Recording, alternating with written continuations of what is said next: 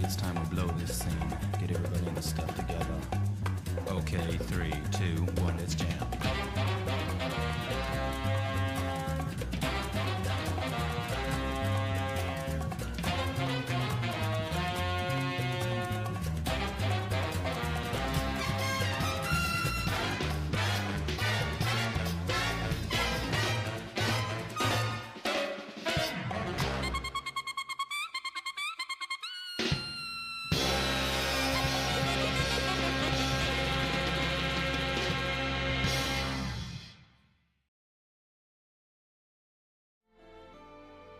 What's good, what's poppin', gamers? It's been a little bit since I've gotten to hang out on the WASD mic, but damn am I glad to be back. Welcome back. It's another Wednesday night for some Granblue action over here at WASD Online. It's your boy Jaytsu, and I'm hanging out with Imp and Aaron Curry. How are you guys doing?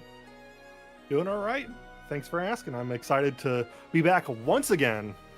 I think there's going to be a real fun time tonight, so I'm glad to be here working with you finally.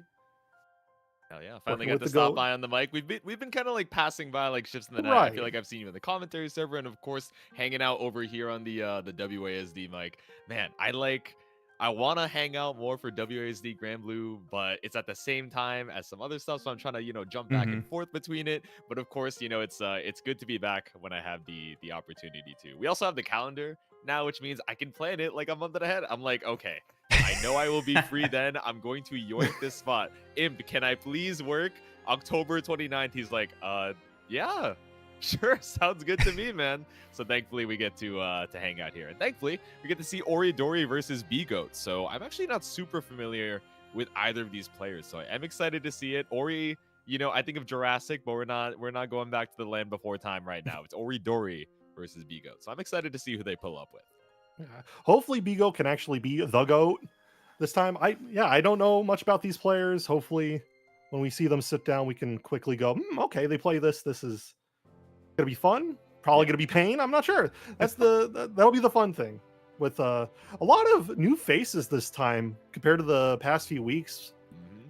We still have some regulars. We have PP Man, Uber Cheesecake, Artorias, who won last time, Destin Tiempo, a bunch of returning faces, but a lot of this round one are people I don't know too much about, so I'm excited to see that we're still getting new faces, still getting new action happening. Hell yeah. So. Yeah, no, I'm looking at the start.gg, which you guys, of course, can check out as well with the exclamation point bracket, and I'm thinking the same thing, right? There's literally a person by the name of New Challenger, but as far as I know, maybe I haven't been looking too closely these days, but like, there are a lot of new challengers that exactly like you're saying, I haven't gotten to see too much of, so I'm excited, and hopefully we get to see some new faces up to the stream stand as well. Gregorian commentary scheduling. Dude, I'm going to start commentary scheduling by like a sundial. I'm like, when the 28th sun of the 10th month hits the true North Star, that's when I will be on commentary. It's like, what the hell are you talking about, man? Dude, I would understand about that. The video game. I communicate via smoke signal. Don't we all? Glazer of the tree. But no Luffle pulling up today. We got Dori, we got Bigo, and it does look like we're going to be seeing Soriz versus Ferry. So a couple players, or a couple characters rather, that, are a little bit more on the uncommon side, but I think are eating pretty good this patch, despite what the patch notes might have implied when we first saw them. Yeah, for sure. And I mean, we still see, Steve and PP Man rep these characters. So I'm excited to see different approaches to these characters. I know Steve tends to play more cautiously, so I hope Dori kind of lets the clothes fly off, as it were, and go wild. So we'll have to just see how they approach this matchup. Oh yeah, with the freak flag fly. Of course, Soriz obviously trying to make his way in, and make his way in he will with the EX punch. But we're still going to get Hula Hoop to get us all that space back. Bigo trying to escape the corner. Not quite out of the range yet. Still gets a throw. Holding all this pressure. Whoa, okay. Yeah, that's the kind of craziness I want to see. Just walk up, alt DP. Utterly nutty with it. Up kicks. We really just want to keep this turn, keep this corner, and we're going to take the round for it. Dori with number 1. I didn't feel particularly violent, but fair enough. Took, what, 10, 20 seconds? That's what I'm saying, right? It was a bit of a speed run round. Bigo trying to hold on here. I see some Canada fans pulling up in the chat, giving me some geographical environmental storytelling right now, but I don't know, man. This Soriz guy pulling up to the north and punching his way on through. I don't know if B-Goat can find a way out. Finally does, though. Gets a side switch. Going for double lows. Doesn't get much out of it. All right. Field punch. Just barely out of range with the pushback of the ultimate hoop, but they're not able to get too much as far as whip punishes go. We get the step kick, but it's not enough. B-Goat playing with 1 HP, 100 meter, and a dream. Despite all of that, still trying to be aggressive and push in. I would be afraid of this kind of health range, but not B-Goat. Whoa! Play for the positioning, but no, the Dragon Punch not enough, man. 100 meter down the drain for Ori. Dori. Good easy to reset. Gets the full pickup with GG. Into the super. Yep. Send it into the ball. Send it into the ball. Pondering my orb. 2H pickup into the whip once again. Go for the explosion. Just you lock down and we walk up for the JL, but the detonation on GG just a little bit too late on the negative edge. B-Goat could have killed, but Ori Dori is going to take that first game. Quick boot to the head finishes off that round. That was a real good turnaround round. I don't know what happened there. What let B-Goat slip away? Yep. All good though. We're going to send it with the 2 UGG set once again. Oh yeah, there we go. RL just to keep you at bay a little bit, lock you down into the detonation, but Ori cannot stay down, even when we're getting knocked down by the 2 U's.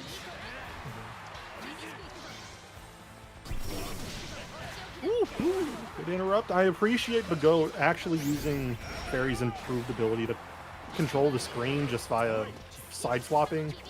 Actually able to keep pushing himself into more advantageous situations, and seeing Ori Dori kind of being at a razor's edge, far away.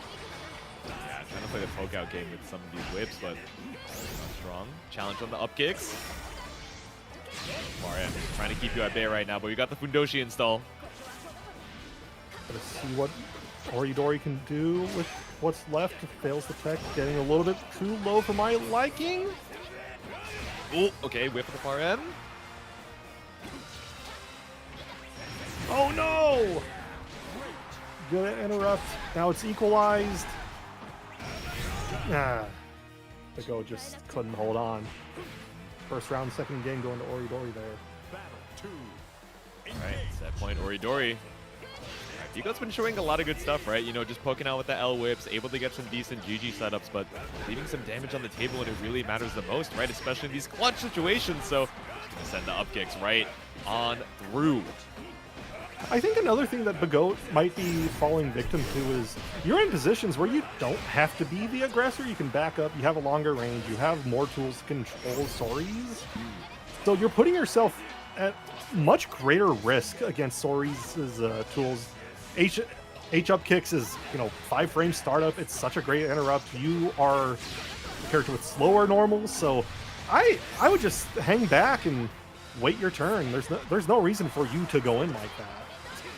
Nothing to go too crazy. All right, that was a silly little same side Indiana Jones with the whip. Ended up putting yourself back into the corner. Maybe wanted to release a little bit earlier to escape, but off of putting yourself back up against the wall, Ori Dori takes game number 2. Moving on to winners round 2.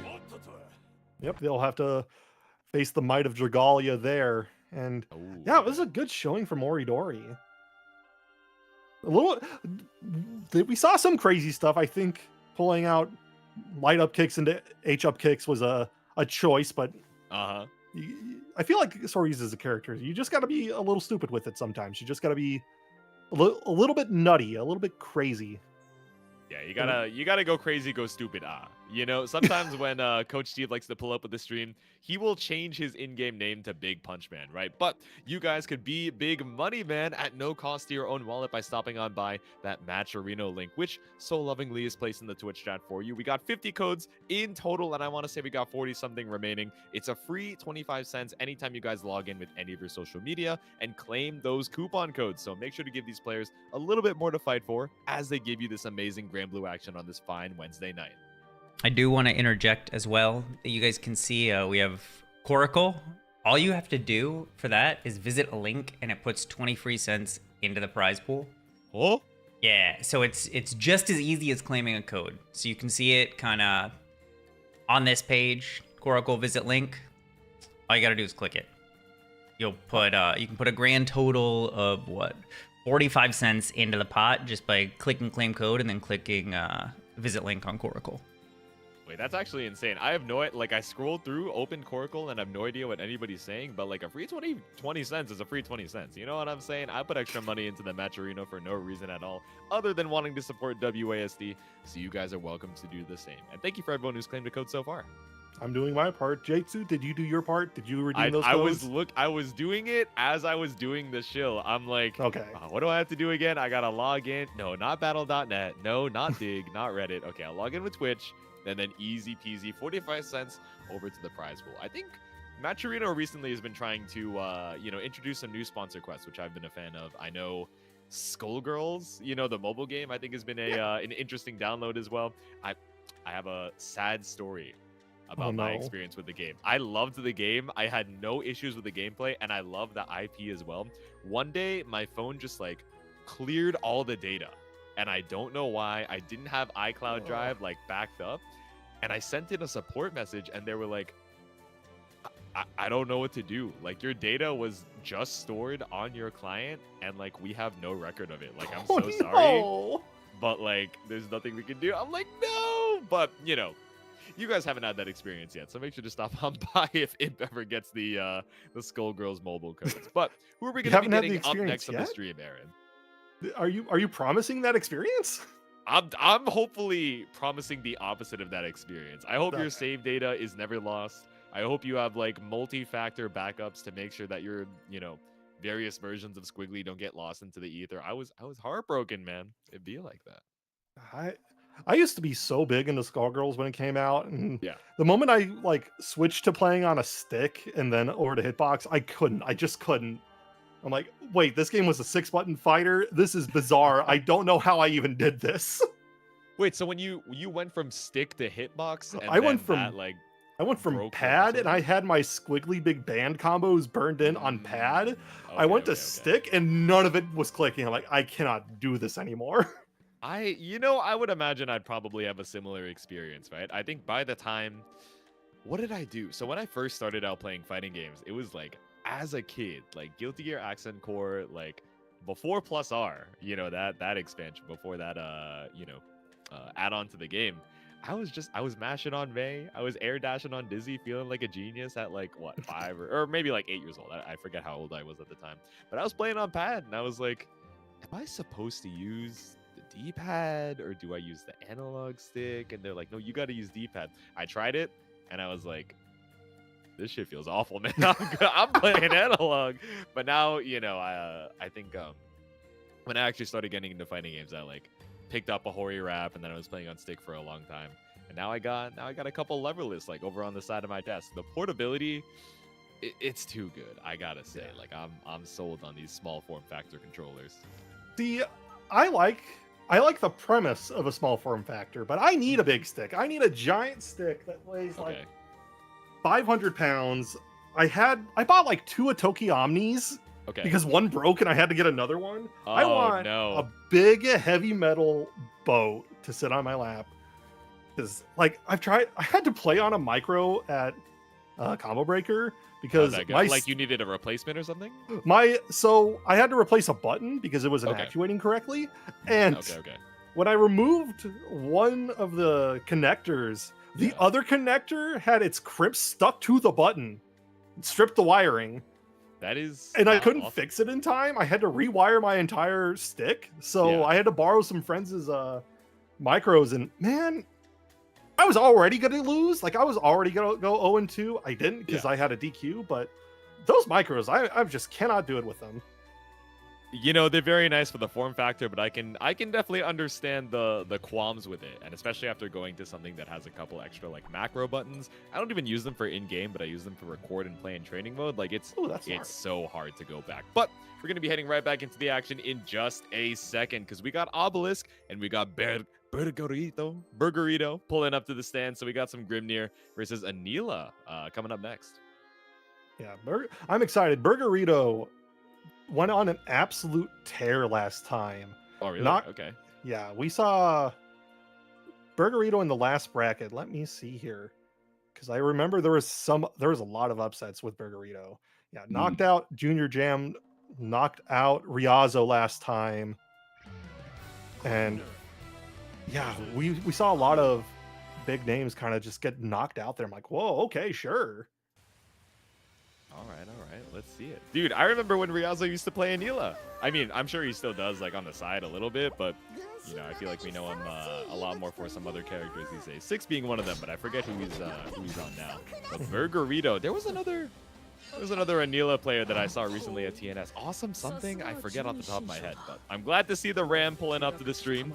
She is going to be up against Grimnir, right? One of these characters that is so tricky in the skies, where Anila does have a really good DP as far as verticality goes, but, you know, trying to nail this guy down once he has his seal set can be very difficult. So let's see. Yeah, and I think even with like giant 2H that Anila has, it's not super vertical right above her, and that's exactly the space that Grimnir likes to hang out in for his mix-up. So hopefully we can see Burgerito adapt, but right now we're sort of just trading blows, Yep. playing neutral, trying to keep it safe. One seal up, maybe Obelisk will risk trying to get out, but right now, yeah, out of there. Trying to sneak out, get his turn. We're poking out with the far H's and the tornadoes. You tried to take to the skies and you get a 2H for it, but being so tricky with the seal, but no confirm for Obelisk. So Burgerito off of the scramble sends the DP, but still gets jumped in on. And a lot of damage coming out. Gonna lead into a safe jump. Ooh, doesn't get the instant overhead. Yeah, trying to look for a fuzzy there, but ends up dropping a kill confirmed. Didn't believe in the JH hitting on the way back down, but we got ultimate tornado still living with a pixel, so you gotta send that UDP. I would be careful, maybe Obelisk. Oh no, just gets chipped out there. That was a little bit awkward. Yeah, maybe would it be? To say maybe Burgerito knows. That's one of the big things I see with a lot of players is they get down to chip health, Yeah. and they can abuse the fact that their opponent wants a chip kill, so they'll go for like a DP or something. Hot dodge that and like, okay, you threw away your game. Cool. Yep. I'll take it. Yeah, sometimes you got to play that, you know, RPS about it, right? Similar with Burst and other games where are you going to bait it, are you going to not? But Obelisk not going to let go of the corner right now. Not happy about that last round and just making it a commanding victory to tie up those rounds. Yeah, functional perfect there. Blocked the DP, but that was working on a perfect, so firmly in Obelisk's control that one. To see what adaptations Burgerito can take into this third round. Yep. Ooh. Okay, side. We got one seal planted.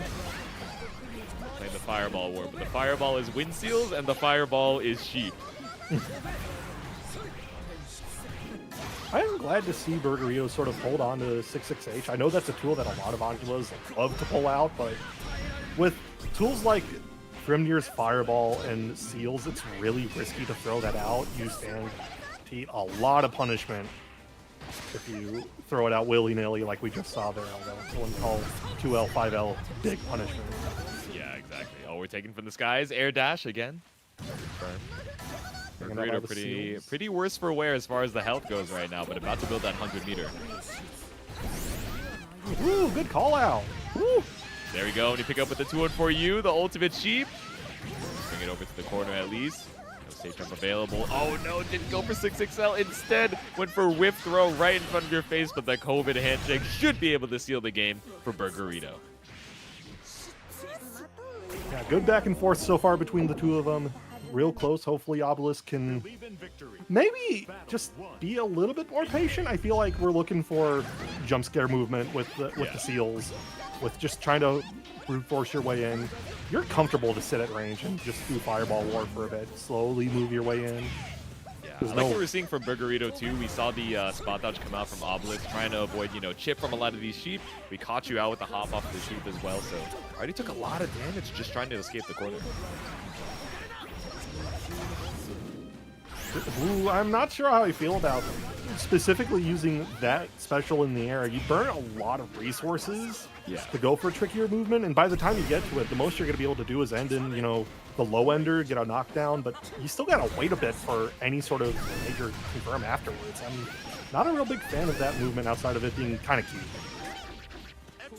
There we go, the JL Ender ended up on the other side. Burgerito with that tricky guard button check, and now we're on set point. 2 block jump for the beef or 1 block jump for the chicken.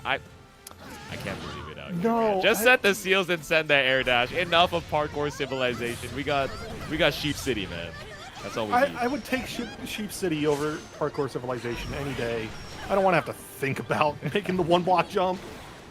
It's definitely a 2-block jump to try and bring this back, right? You're on set point for Burgerito. You're down 2 rounds. You're trying to make your way in. Even with the seal setup and even with some of these hits, right? Really not making too much of them. There we go. We finally make our way in. A clean confirm off the counter hit for Obelisk. Hit by the classic overhead. Oh, wait, you were ready for the Brave counter, but still ended up mashing out on it anyway, and Obelisk was not ready. Oh, Safe ruh-roh. jump. Just ought to be able to do it if we cash out. It's Burgerito taking that with a quick game 2-0 over Obelisk. We will be seeing... Sorry, give me 1 second. I had to look it up. We're going to be seeing Burgerito go up against PP Man. Oh, okay. I think you mentioned that they were Ferry, right? For PP Man? They are. Okay, okay. They are the WASD resident Ferry. They've been pulling up and doing a lot of work with that character. I see. Yeah, man. We were seeing a lot of work with the Anila here. You know, lots of damage pumped out from Burgerito. We were being really tricky with the movement for Obelisk, which I think was definitely annoying for Burgerito to, you know, have to deal with. Caught them out a good amount of times, but, you know, I think left a good amount of damage on the table with some of these drop confirms. And that tricky run over to the other side, too. Just checking, all right, are you holding your guard button, or do you truly believe that you can just down back against me? I haven't fought her in months. It'd be like that, Obelisk. This is not a character that you see super often, right? You know, especially like after that one change where they made her the nuclear bomb instead of the coughing baby. Like, the 6-6H just explodes you now. And you get a lot of consistency off 2-1 for you, too.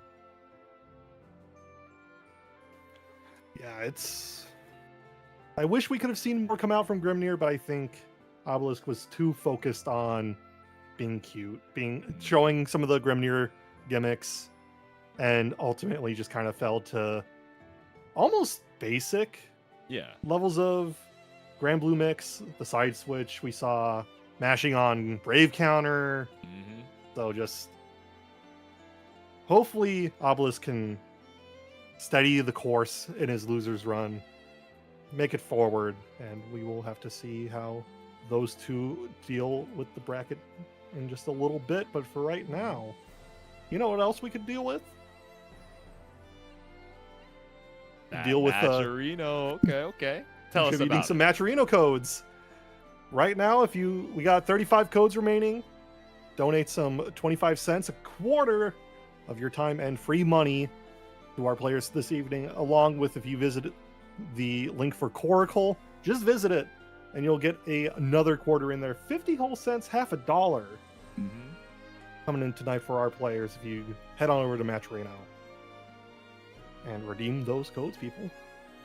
Yeah, hopefully you guys have been enjoying the action thus far. And of course, we got a couple of fan favorites pulling up to the stand. The I versus I. It's Percival versus Siegfried. The Dragon Knights are pulled up to the stand because we got Inspector versus Icebound headed up next. Oh, yeah. I'm excited. I actually haven't seen much Percival in action outside of like Virum's Twitch or Twitter showing off tech for the character. So I'm really, truly excited to see this character perform against another character that like you don't see that often anymore. You see Artorias and obviously Icebound here, but Siegfried kind of went to the wayside after the nerfs. You have to actually play the game now. It isn't just free fireball neutral. I know. Obviously still a pretty strong character, right, in the fundamental tools that you have. But, like you're saying, right, the fireball is significantly easier to deal with. But still, a character that, you know, is able to handle most situations pretty well. We got the flame carpet. We got the fireballs. We are heating up over here on game number 1. Unfortunately, with Icebound using the H fireball so fast, you don't really have a way to contest Inspector sort of stocking up super far away from you. You kind of need that full screen fireball, the light version, to actually do anything in that matchup. Otherwise, free confirmed into a relatively free round for Inspector there. Yeah, all of this, you know, we tried to spot dodge on the follow-up to the Lord Strike, but, you know, immediately Inspector just going for the deep dash in. Really good read, had you up against the corner and basically sealed out the round, but triple fireball into DP. Inspector, you're doing too much. I really liked the presence on screen with the 5H, but just went a little bit too kooky with it.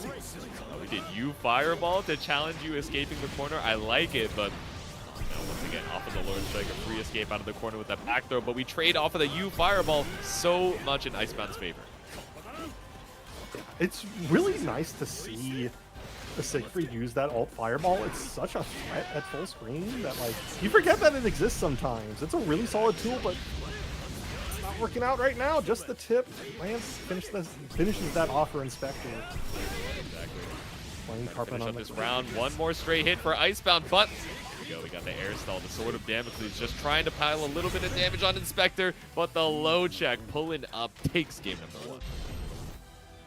What do you think Icebound can do right now? I don't know how he can really adjust to how Inspector's playing. Yeah, it's hard to say, right? You know, we're definitely being pretty active in the neutral on both sides, throwing out a lot of fireballs to try and check this, you know, awkward mid or past mid range. We were able to get the EX bonk as well, but, you know, dropping the confirm here for Icebound. Yeah, you have Inspector up against the corner, but it feels like every time we go for this Lord Strike, Icebound not ready for what Inspector's putting on the table. I think it doesn't help that Icebound is getting clipped a lot by 4H. That's a really harsh button to get hit by. Yeah, exactly. We pull up the Flame Carpet. Oh, we're just Bringing hanging out in even that the turf.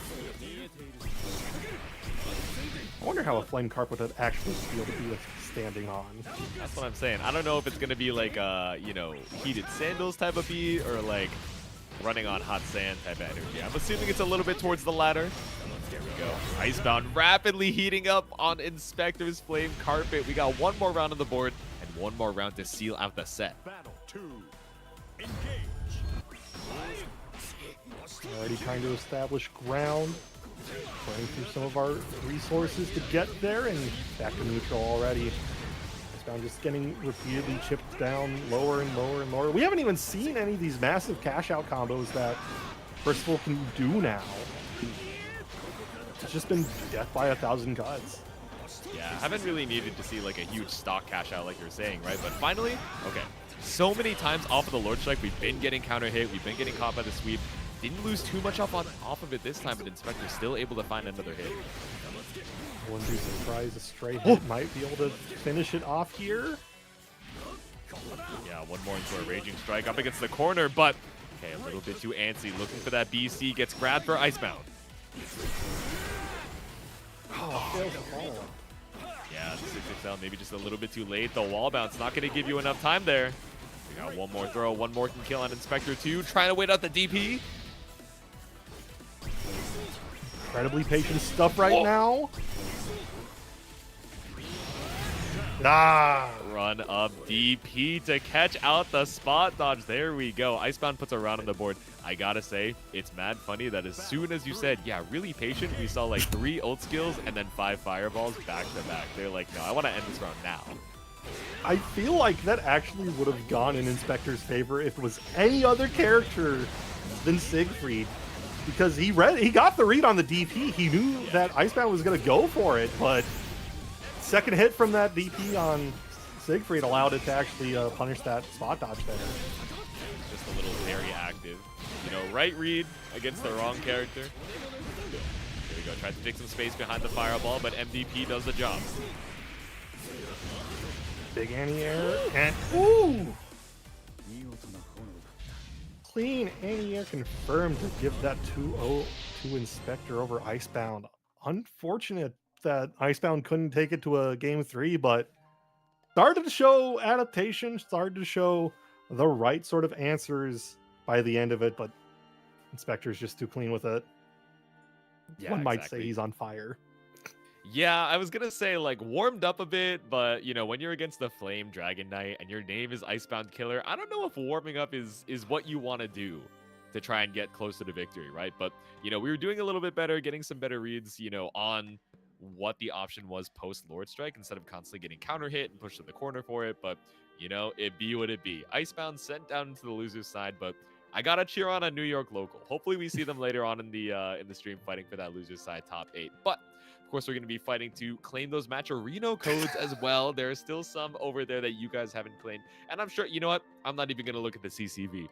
I don't rock with numbers like that. But the numbers I do rock with are an increasing prize pool throughout the evening. So if you guys claim any of those codes, it's a free 25 cents over to the prize pool, straight to those gamers, giving you such amazing Granblue action on this fine Wednesday night. So make sure to stop on by. Any of your social media works. And also, we have sponsor quests as well. If you subscribe to Match Arena, it's another 30 cents. Coracle is another 20. And again, all of that at no cost to your wallet is a pretty good return on investment, if I do say so myself. And gotta shout out the one person thus far that's donated money, Big Boy Fario, coming in with a big $5. Shouts Thanks to so much. my fellow co-TO who decided, yeah, let's do Rev 2 at the monthly this month. By the way, I'm not going to the monthly. I'm going to be at Climax, so That's have fun crazy. with that. That's actually insane work. I'm not gonna lie to you. You're like, yeah, man, I would really like to host this, and I'd love to play in it too. That being said, I'm gonna be across the country. But speaking of events that are coming up soon, I'm sure there's definitely gonna be a lot of Granblue presence over at I looked at the wrong side of the hoodie. Roundhouse. So I got the Roundhouse, little yeah. Roundhouse tag hoodie. I think that's coming up this weekend, if I'm not mistaken. You guys can check me because I know ECT is in 2 weeks, and I don't think they overlap, but I could be wrong. Yeah, I think ECT is next week, and this Yes. upcoming week is going to be Roundhouse. So Oh, okay. So And- any Chicago or Midwest fans, make sure to stop on by. Hopefully you guys are already registered. I do believe as well that if you win Roundhouse for Street Fighter 6 or Tekken 8, that gives you free room and registration for Midwest Mix Fest over in Damn. Minnesota in November. So That's pretty go good. to Roundhouse. Hell yeah, save some money. But if you guys want to spend a little bit more money and you're in the New York or East Coast area, you're of course welcome to stop by WASD Live. Happening this Saturday. I believe it's going to start early on in the afternoon, so make sure to stop on by. I'll be there, but you know who else is there? Our players. We got Sage34 and TiempoGris up next. Katalina versus Beatrix. Beatrix is again another character that was so prevalent, and then this patch happened and she got toned down a bit, and people again kind of jumped off her to a 6-letter character whose name begins with B. I feel like. Yeah, Beatrix definitely, still a character that's very pesky, right? With a lot of these tools that make it so scary to try and look for a walk back, and of course Delta Clock are a really good comeback mechanic as well.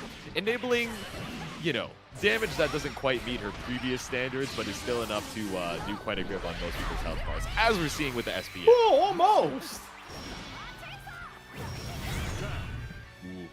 And I the chip on the didn't- H riding free as well. Yep, it's so tricky to try and react to. Like, it's got a hitbox as soon as it makes it. It's way over. I didn't expect that to do as much damage as it did. Sage getting a throw, trying to start his turn, but going back and forth here. Katalina, a character who is utterly nuts right now. I think she's fantastic. The more people that jump on Katalina, the more I'm afraid to boot up this game. Yeah, she's kind of awesome, man. I'm not gonna lie. Light Wall, a really good tool to try and call out, some lazy Brave counters. She's got some really incredible corner carry, but as far as Stage 34 is concerned, we're trying to get that first hit to look for some corner carry, right? We're back up against the wall. Yeah, and I'm surprised we're not seeing more of Catalina's superior neutral tools, but Yeah. I guess it's just Tiempo's running on in, not letting Sage even have a chance to define the pace. Yeah, it's exactly like you're saying, right? It's the cadence, it's Tiempo's tempo when they're kind of setting the pace the entire time, where it's, oh, Sage, I know that you have good buttons to try and keep me out, right? I know you have Far M, I know you have Light Wall to try and catch some of these approaches, but I'm going to keep the pressure on so much that you don't even know when to start throwing out those buttons that otherwise are so good at boxing me out. But looks like we're headed back to the lobby in just a second to make our way back in. So that gives us a good amount of time to talk about what's happening off stream as well. So, a little message from Mothership. We got Burgerito taking out PP Man 2-0 and Merp Ooh. beating out Micro Penne. So we're going to be seeing those fellas down in the loser side. Damn, I didn't expect that at all. Yeah, right? Burgerito kind of cooking on the Anila today. There's something in the grass. Something in the pasture. And Boop took out Uber Cheesecake early on, so that's one Ladvia down in loser side. It is, yeah. Who's Lucy on right now? I know Lucy as an Idol Showdown Coco player, but if I'm not mistaken, she's on the Versusia these days, right? I think I saw her on the graphic last week. Yeah, I think that's what they're up to now is Okay. Versusia. Yeah, and they got the Grandmaster Damn. for battle season 1. So yeah, we'll be seeing some Versusia if Lucy can make their way on deeper into the bracket. But returning now, Believe in victory. the important match in front of us all. Sage 34 and TiempoGris. Same thing where Tiempo is setting his tempo and establishing everything, gets the command grab. Oh, nice. Looking for the spot dodge. It's always interesting seeing what players are looking for after that command grab, right? Because yes, you're like, somewhat plus. I think you're like +2, but you're basically mid-screen, right? So Tiempo can't really go for anything super well enforced. There's still RPSing even with the Delta clock behind it, but I don't know, man. If Rock works, I'm going to throw it 10 times in a row. TiempoGris is on set point. Yeah, it's just so crazy that Sage gets like 1 or 2 chances, and unfortunately he's letting Tiempo slip through his grasp here. And same situation, driven into the corner already. Heading into the DP ender, what's our mix here? Decides doesn't want any of it. And he whips a throw! Oh no! Dashing That is straight a on the unfortunate throw the whip up against the corner with TiempoGris having 100 meter in the bank. So really all we need is the light confirm to seal this set out. And you only got 1 BP to try and escape. And I think at far ranges, Tiempo's going to be looking for the 2-2L to kind of go through these fireballs, and we're not even going to be able to see that adaptation. TiempoGris making that real quick. Yeah, there we go. Let's check out the instant replay, right? Still able to pump out so much damage. Yes, Beatrix was, doing some crazy stuff on the HP bars before some of those patches, but you still got to look out for riding free. These chip damage or 1 more hit situations are so tricky, especially when she has the life lead. And, yes, you're able to get these punishes off of H riding free, U riding free that, before maybe were a situational like far L, but now you can pretty consistently get close M on a lot of the casts. But, when your health lead is that far ahead, you're just looking for any kind of twitch or hesitation from your opponent to finally start standing, and then you just need that last hit. And one thing I noticed Sage was throwing out a lot was the light fireball from Katalina, and that's the exact kind of move that Beatrix wants the riding free. You can riding free that real easy. I was surprised we're not seeing more of the medium fireball, the actual gunshot. There's no chance. You saw Tiempo look for the fireball, so I'm like, why not go for the fast one? You can't react to that. You have to make a random guess, and that's exactly where Sage could have gotten, big corner carry, big punish if Tiempo makes a bad read, and we just didn't get a chance to see Sage do anything. It's all Tiempo's game, so best of luck to Sage over in loser's side as we keep moving on forward. Time does not stop for us. I know, yeah. It's going to be, headed on to our next sets in just a little bit. And the next players that we're going to be seeing, we were talking about them a little bit earlier. So, of course, Vanitasz, we see so often a, WASD and net play regular. But Riazo, we were talking about a little bit earlier as well. Now, I'm trying to remember who they're on now. I know they've definitely jumped back and forth between a good amount of characters. I was talking about them, maining the Anila at the beginning and then thinking, all right, maybe this character, not super worth the time if I'm really trying to be, Omega competitive, so of course hopping on over to the 6 I think is tried a decent amount of the rest of the cast as well, so let's see it.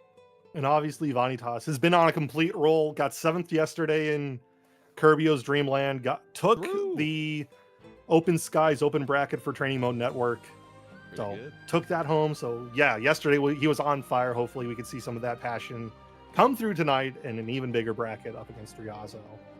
Yeah, shout out Kirbio as well. You mentioned it, Kirbio's Dreamland, pretty recently, I think in the past 1 or 2 months, has definitely, been having a lot of really good showings, both in the caliber of players that are pulling up and the consistency of it as well. So, getting to see Kirbio, kind of put out another really well-run net play tourney over here on the scene, I'm quite happy. Kirbio is a homie, used to play, a good amount of sets, but, I think Kirbio would definitely 10 Omi in their current state. I gotta say, I have not been keeping up, and I think even with a lot of their time spent TOing, I would get cooked.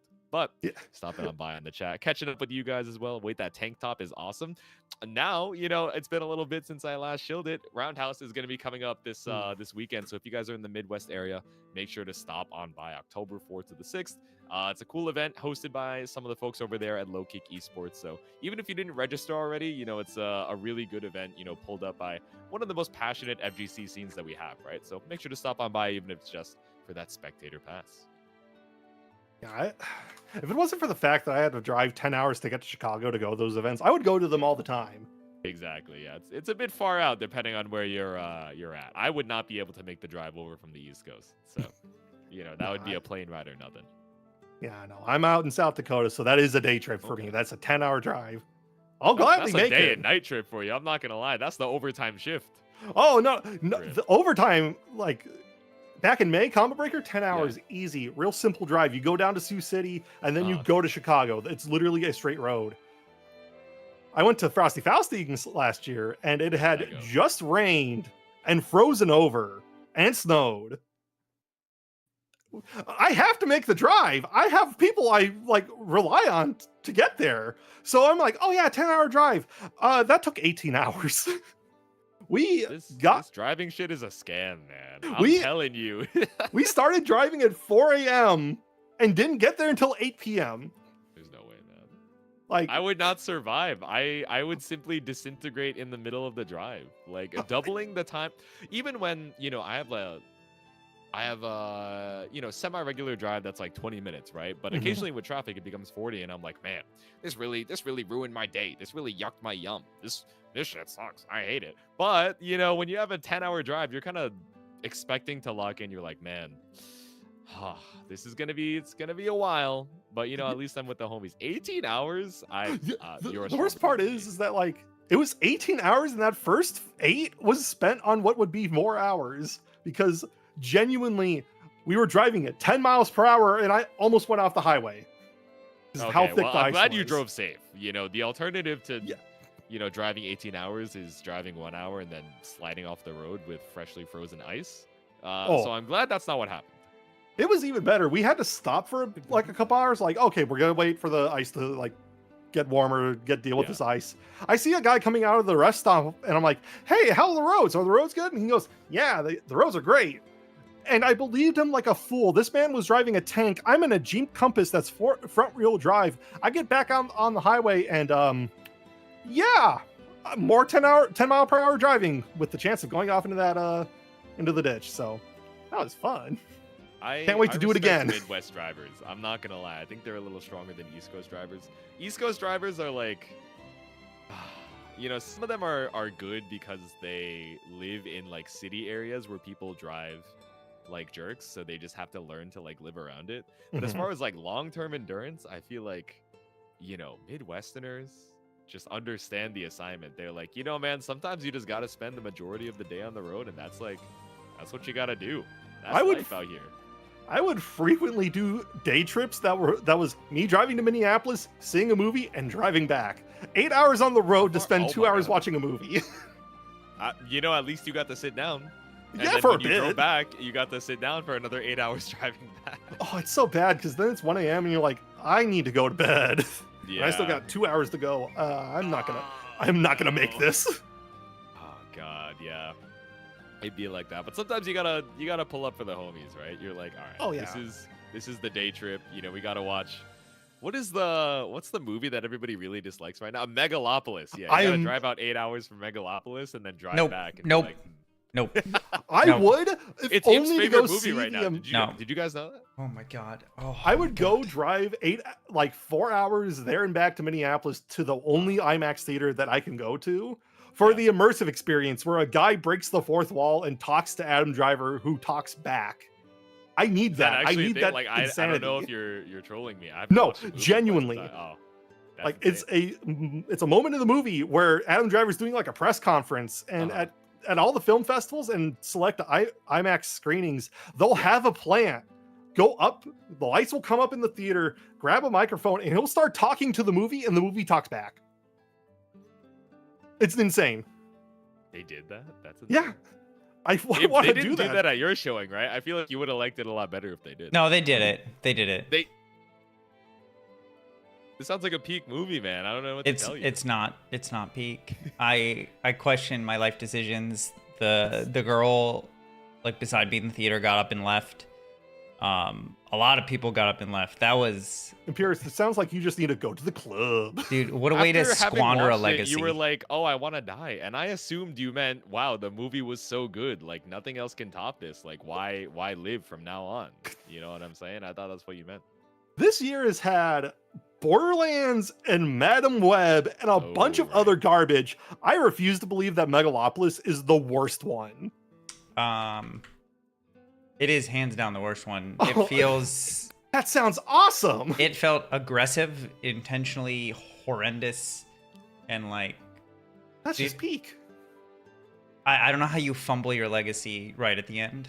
Like, that was... Beatrix is like Adam Driver. She can stop time. What? Francis Yeah. Ford Coppola, Trips TARDIS is did send me a screenshot of the synopsis, and then he blanks out like one of the words, where it's like, oh, you know, so-and-so character finds out that this character can blank. And then Trip is like, oh, can you guess what the two words are at the end of this paragraph? I'm like, can drive, like, can something? He's like, no, like, can stop time. I'm like, what? And What's going on, man? What? Dude, I forgot, I yeah, asked the other myself the contender. whole movie. The whole Joker 2. movie was What was happening, going yeah. on? Also, it looks like Riazo is going to DQ. Said their computer is acting up and they're Ah, damn. having difficulty joining lobbies and getting games. Okay. They're gonna DQ. So we're gonna move on to the next match. We're gonna get Lucy versus Burgerito. Ooh, let's see it. Yes. Okay. So I'm sad to see Riazo go, right? Because that's kind of like a fan favorite for me. I kind of like seeing what he's up to. But, you know, I appreciate him also saying, like, hey, I don't want to hold up the bracket. Like, you know, let's move on and keep things moving, and I'll be back next week. But, you know, Lucy, I don't think I've gotten to see play this game in quite some time. But like we mentioned before, you know, made it onto the graphic last week with the Versusia. But Burgerito, man, I don't know. I got two of my faves pulling up here. This is like... My Oshi's collabing, but it's a 1v1 game. So, like, what is that man to do? Who am I supposed to cheer for? Let's go both players. yeah, you cheer both. That's what I'm saying, man. Instead The of cheering Versusia for versus the Burgerito Anila. instead of cheering for Megalopolis being the worst movie of the year or Joker 2 being the worst movie of the year, they can both be the worst. Every time we say Megalopolis, I think Imp actually loses a year off of his life. I'm not even gonna lie, man. Like, I can't see him. We don't have a source for his I like woke webcam, up but I feel it. Angry today. Like, literally, I woke up just mad. Look, I'll have to see for myself both with Megalopolis and Joker 2, the courtroom drama musical, because that's what I wanted out of a Joker movie. Believe in victory. But we're not worried about any of that noise. We're focused on Versusia and Anila right now. I mean, And- Lucy is kind of pulled up in the Joker palette. Like, if we're being so for real, I see a little bit of that green. So the true. orange too. Like, it gives me kind of that energy, right? But we're also tossing out the energy. We got the fireball, we got the pillar. Trying to keep Burgerito at bay. We're trying to play this counter zoning battle, but it's the character, right, that has such good, you know, mid to full screen presence. It's scary, so you just get pushed all the way to the corner. And I think the big thing that I want to see from Burgerito is how is Burgerito actually going to handle Versusia when the cooldowns are, you know, down? Yeah. Because H-Pillar is obviously such a scary jump scare. Same with the dash, same with the ball, but those are expensive tools to waste, and if you don't get much out of it, then I hope we're going to see Burgerito actually take advantage of these lulls and pressure in all of this, and sure enough, lands a solid hit. Excellent. There we go. The leap. Oh, we saw that earlier too. Again, another guard button check here off of the JL cross under. Yeah, I really didn't get you too much though. Like, yeah, I got like a stray confirm off of Lucy, but maybe Burgerito respecting Lucy a little bit too much, thinking surely you don't get hit by this, right? And there's the jump scare pillar. Yeah, it's like you said, right? This H pillar is so scary at that mid-range where, yes, you want to make your way in on Versusia, but a lot of the ways that Burgerito is trying to control this space, right? We summon the sheep, we ride up on the sheep. There's a little bit of delay or locking yourself in place where H pillar is looking to snipe exactly that. It is a weird matchup for sure, where you want Versusia to like spend their turn willy-nilly, so that what are they gonna do to you? You aren't afraid of Versusia when slow normals, slow movement speed outside of the slow startup dash, when they have no cooldowns, it's your turn to run wild. Yeah, exactly. Running wild. Cage free right now. Pasteurized Anila, but still going to try and fight back out with the auto combo from Lucy. We're looking for the chip damage kill, and throw is lethal for Burgerito. No meter from Lucy to actually get out of that situation. Just all around, not a great place. Hopefully Lucy can keep control of the neutral, but no! Wild jump and gets an anti-air off of it. I mean, you lost a decent amount of space, but that was still scary for Burgerito off of the 2H, because you're trying to fight Lucy at her best location, but still able to make your way in because of Versusia over on the other side. Look at that JLDP confirm against the corner, too. Has to break out. No diamonds on the screen. Nope. Now we're trying to catch out the dash. I like the 5H. The 6-6H went right past the U pillar, and Burgerito takes another game. Holy moly, that was a fast one. Like, Burgerito just locked in, I guess. Figured out how to maneuver around Lucy. So I hope they're able to sort of lock and spend their tools a bit better, not rely so much on long cooldown heavy versions. Yeah. I like the spacing on the 6-6H as well. We saw the 2M whiff from Lucy, so maybe a little bit afraid to try and challenge afterwards, right? Especially if we're not up against the corner. Thinking, oh man, maybe Burgerito, now that they have a little bit of data that I'm willing to challenge after the 6-6H, might be looking for the walk back with punish. But Lucy instead trying to keep the turn up. We have the buff available off the 5U. Solid attacking defense from Lucy. Gets out of the corner. Oh! Go for the U lead, but Fluff It We Balled really doesn't get you too much. Lucy with the drop on the combo because we're just a little bit too far from the corner. Backdashing that 6-6H, scariest button on Anila, honestly. To me, that is like the biggest threat. Sweep is long range, but 6-6H is the way I die. Yeah, this is a coughing baby with a nuclear bomb in her back pocket. Like, it's terrifying when Dash H is on the screen, but it's also terrifying, of course, with the pillar, right? We get plus frames off of the 5U. Yeah, we're taking a little bit of damage off the sheep, but okay, now we're seeing the mutual respect, right? I'm afraid of pillar, you're afraid of 6-6H, so how are we going to make our way to the corner now? Burgerito finds the throw. DC trades and, oh, good confirm. Landing Burgerito firmly in set point.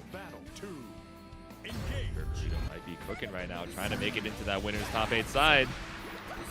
Yeah, who could have thought that if Oppenheimer had made the atom bomb into a sheep, I feel like his conscience would have been a lot more clean. That's what I'm saying. I like the challenge with the far M as well. You know, a little bit more range, especially up against the corner. Trying to find a safe way to challenge post-block 6-6H, but we can escape the corner, right? We find that close H anti-air for Burgerito. Clean confirm. SBA cash out into the safe jump. Deep. Pokes out the 2L with the UDP. But this is still so rough. No diamonds in the bank. Hopefully Lucy can hold on to see the sky another day with no diamonds. Ah, no. Swung right into the 5H. Burgerito going to be sending Lucy down into the loser's side. And not only that, qualifying for this winner's top 8 up against Artorias with a 2. Oh, dude. I've been away too long. I did not know there was an OD Anila out here on the streets like this. But, of course, Lucy, I think, rotating a lot of good options to try and enforce this space. Whether it's, okay, put pillar out so that, you know, the startup of 6-6H, of sheep tackle, of sheep call isn't entirely safe for you to just make your way in and be slightly minus in this uncomfortable space for Versusia, but also sticking out the 2M, sticking out the 5H, you know, to try and catch that approach as well. But still, Burgerito just doing such a good job of making their way in every single time. Yeah, and Lucy couldn't rely on the other projectile in their arsenal. That 2-2L, Burgerito was actually able to navigate that the entire time, whether it was the heavy version, the light version, medium version, was able to roll through, respond very smartly to that. So the only real threat at range was that pillar. So hopefully, I wish we could have seen Lucy throw out the jump scare tackle move. 5U as an attack itself is plus. It's confirms into a full hit. It's a strong tool. So if you're not going to be using that for pillar follow-ups or any other follow-ups, you might as well, you know, enforce some plus frames to get a close range game going. That's what I'm saying. I'm checking over in the chat and I can't help but smirk. I'm seeing this matchup is ass for Versusia, and Hava immediately pops in. He said, Anila is asked though, let her have this. They're So like, true. no, we can't let her have this. Me personally, I'm an Anila fan. I was too weak to stick with the character after launch. I was like, guys, I'm sorry. I'm influenced by the tier placements. I gotta play broken characters. That's why I ended up swapping over to Zeta. But that, that's besides the point. Yeah, I'm happy to see an Anila soldier out here on the streets. that was about where I was at. I started off like, oh yeah, I'll go with Anila, and then I'm like, wait a second, I played 6 in the original version, and he's nuts here. I might as well just play 6. That's what I'm saying. But And then- talking about 6, we're going to take a quick 5-minute break before we head into our winner's side top 8. Up next, we're going to be seeing Nothing versus Ktang, but you guys are welcome to get some water, get a little rest. Oh, wait, no. We're going to be seeing Yeah, we got Nothing one more versus game. Ktang, and then we take the set. My Yeah, fault, my yeah. fault. It's been a long time since I've, had to read, so trying to warm back up on the whole literacy thing. But we're going to be seeing Ladvia versus Narmaya for our next set. Festiva. Nothing also did incredibly well last night with the training mode network Neo Open Skies. I believe he got 3rd there on a Charlotta. Yeah. He's been piloting Charlotta for a bit, but when he had to lock in, the Ladvia came out. So glad to see that he's locked in here against Ktang. Obviously, I feel like needs no introduction when it comes to Narmaya. Exactly. Pretty much is the face of Narmaya when it comes to these online brackets. One of the Midwest goats pulling up. I'm sure we're going to be seeing him at Roundhouse, but of course, Nothing. Definitely one of the more aggressive Ladivas from what I've seen, right? One of these players that likes to overload your mental stack and kind of just represent, a lot of these different options. Maybe a little bit to their own detriment occasionally when they're trying to play a little bit too fast. And it ends up running right into Ktang's buttons here, straight to the SBA. Nothing is a truly wild Ladvia player. Last night, he got a perfect in a round off of 4 command grabs. Oh, Command grab, pretty 6 good. L, EX command grab, and just took around from nothing but command grabs. sometimes when you've developed that respect, it goes a little bit crazy, but Nothing trying to take to the skies and fall with the body splash. Ktang immediately with the 2H just staring it out, says, all right, I'm ready to react, but not quite ready to get caught off with a single record.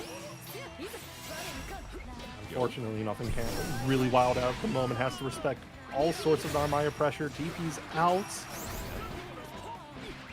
He holds the body splash. All right, pick up off the single Rekka. Airborne hit up the 6-6L. A lot of stray strikes coming out from Nothing. Yeah, and a lot of diamond usage here. We're down to 1 apiece for both of them, so at this health range, this could actually just be it for either of them.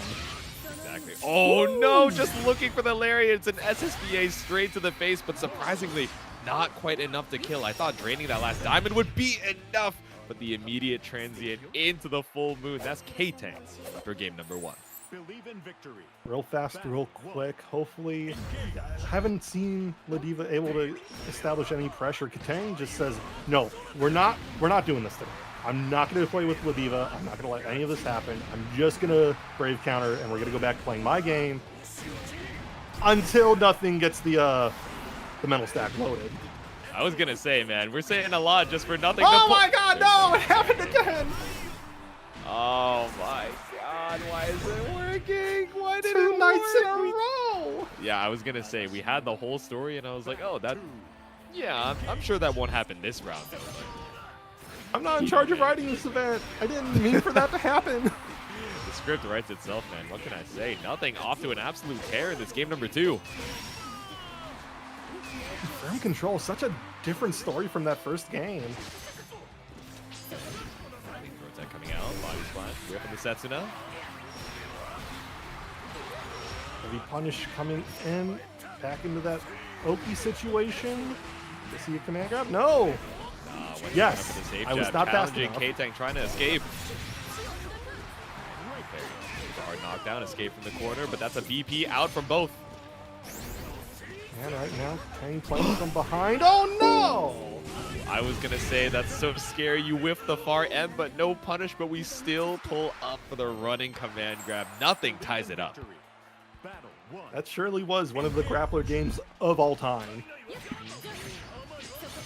Hopefully, Ktang can control space better, keep Ladvia at bay. Doing a solid job so far. Ooh, yeah, immediate parry. A lot of times we've been trying to, run the strike throw off of that first Rekka. So Ktang just trying to send it right now. Tries to go for what looked like anti-air close age, but Nothing finds the jump in. Immediately cash out into super. Work on getting that health deficit. Ooh, the drop kick landing. You don't get to see that very often, so Yeah, right. kind of a rare pick. Ooh, there we go. The 2H in the sword stance as well. So we're going to bring you to the corner into the SBA. Keeping it real simple. Ktang not wanting to do any fancy stuff. Yep. Running for the safe jab. Big chillin'. No reversal grab off of the SBA to have to worry about, right? But nothing does build up to 50. Aaron. Lariats. Onto the U lariat and the stomp straight into the head, but it's set point nothing. Yeah, all of that off of a failed Granblue shimmy there from Ktang. Tossed him around there. Ktang wants to answer the immediate spend on the BP. It's like you mentioned, Aaron, both of these players are very content to spend that BP early just to make sure we're like, okay, it's fine if I take a little bit more damage early on. I do not want to give up this positioning if I can try and scramble for it, and we run up for the throw bait. Ktang with the TK Crescent Moon. Crashing out once more. This is not looking too good for nothing at the moment. Woo! Yeah, and just bad scramble gave it away. Dude, I saw the startup of the Raging Strike because obviously we're looking to bait out the Brave counter. I was so scared the Raging Strike was gonna anti-air the Crescent Moon. I'm sure there's like a reality where it does happen, where Ktang goes for the biggest delay of his life, but thankfully to be able to survive that one brings it to final game, final round. But less thankfully, you're up against the corner against Ladvia. Ooh, good interrupt there. Welcome Lariat, immediate 2L. Good recognition from Ktang. Blocks the miss. No! Oh, it worked! Oh no, I didn't want to be a prophet today, man. I just wanted to be a commentator. The anti-air Raging Strike. But now, no diamonds in the tank for nothing. So Ktang, all you need is a counter hit starter. This should be able to kill. He builds up as well. Yes. Oh. Sorry to say, Jaytsu, you are unfortunately one of the script writers for this evening, even if you realize it or not. Welcome to Hollywood. Me when I can't read, but me when I can write. The script writes itself, but it's a collaborative effort. But Ktang just barely able to stop that reverse sweep momentum from nothing, where nothing, it felt like they turned up the pace 200%, especially off of that perfect, right? Really put Ktang on his toes, made him think, okay, I have to play so active and proactive in the neutral to try and stop you from just running up and taking the space. You know, a lot of micro dash Setsuna to cover the ground, while also thinking, okay, what is your general jump timing, right? Because if you jump in on any of these Setsunas, I'm doing 1-2 damage a piece, and all of a sudden I'm meeting a JH. So able to lock in. It was scary and down to the wire, but we are going to be sending nothing down into the loser's side. Yep, and hopefully we'll see Ktang up against Merp over in okay. top 8. Merp won a couple weeks back now, so excited to see him back. Happy birthday to Merp as well. I believe today is his birthday. Oh, yeah, birthday stream was the open run. So Hell yeah. big shout outs to Merp. Happy birthday to him. And when we get back after this, we're going to be seeing Artorias and Burgerito starting our top 8. We're going to take a quick break. But when we get back, more Granblue action coming your way. See you in a sec.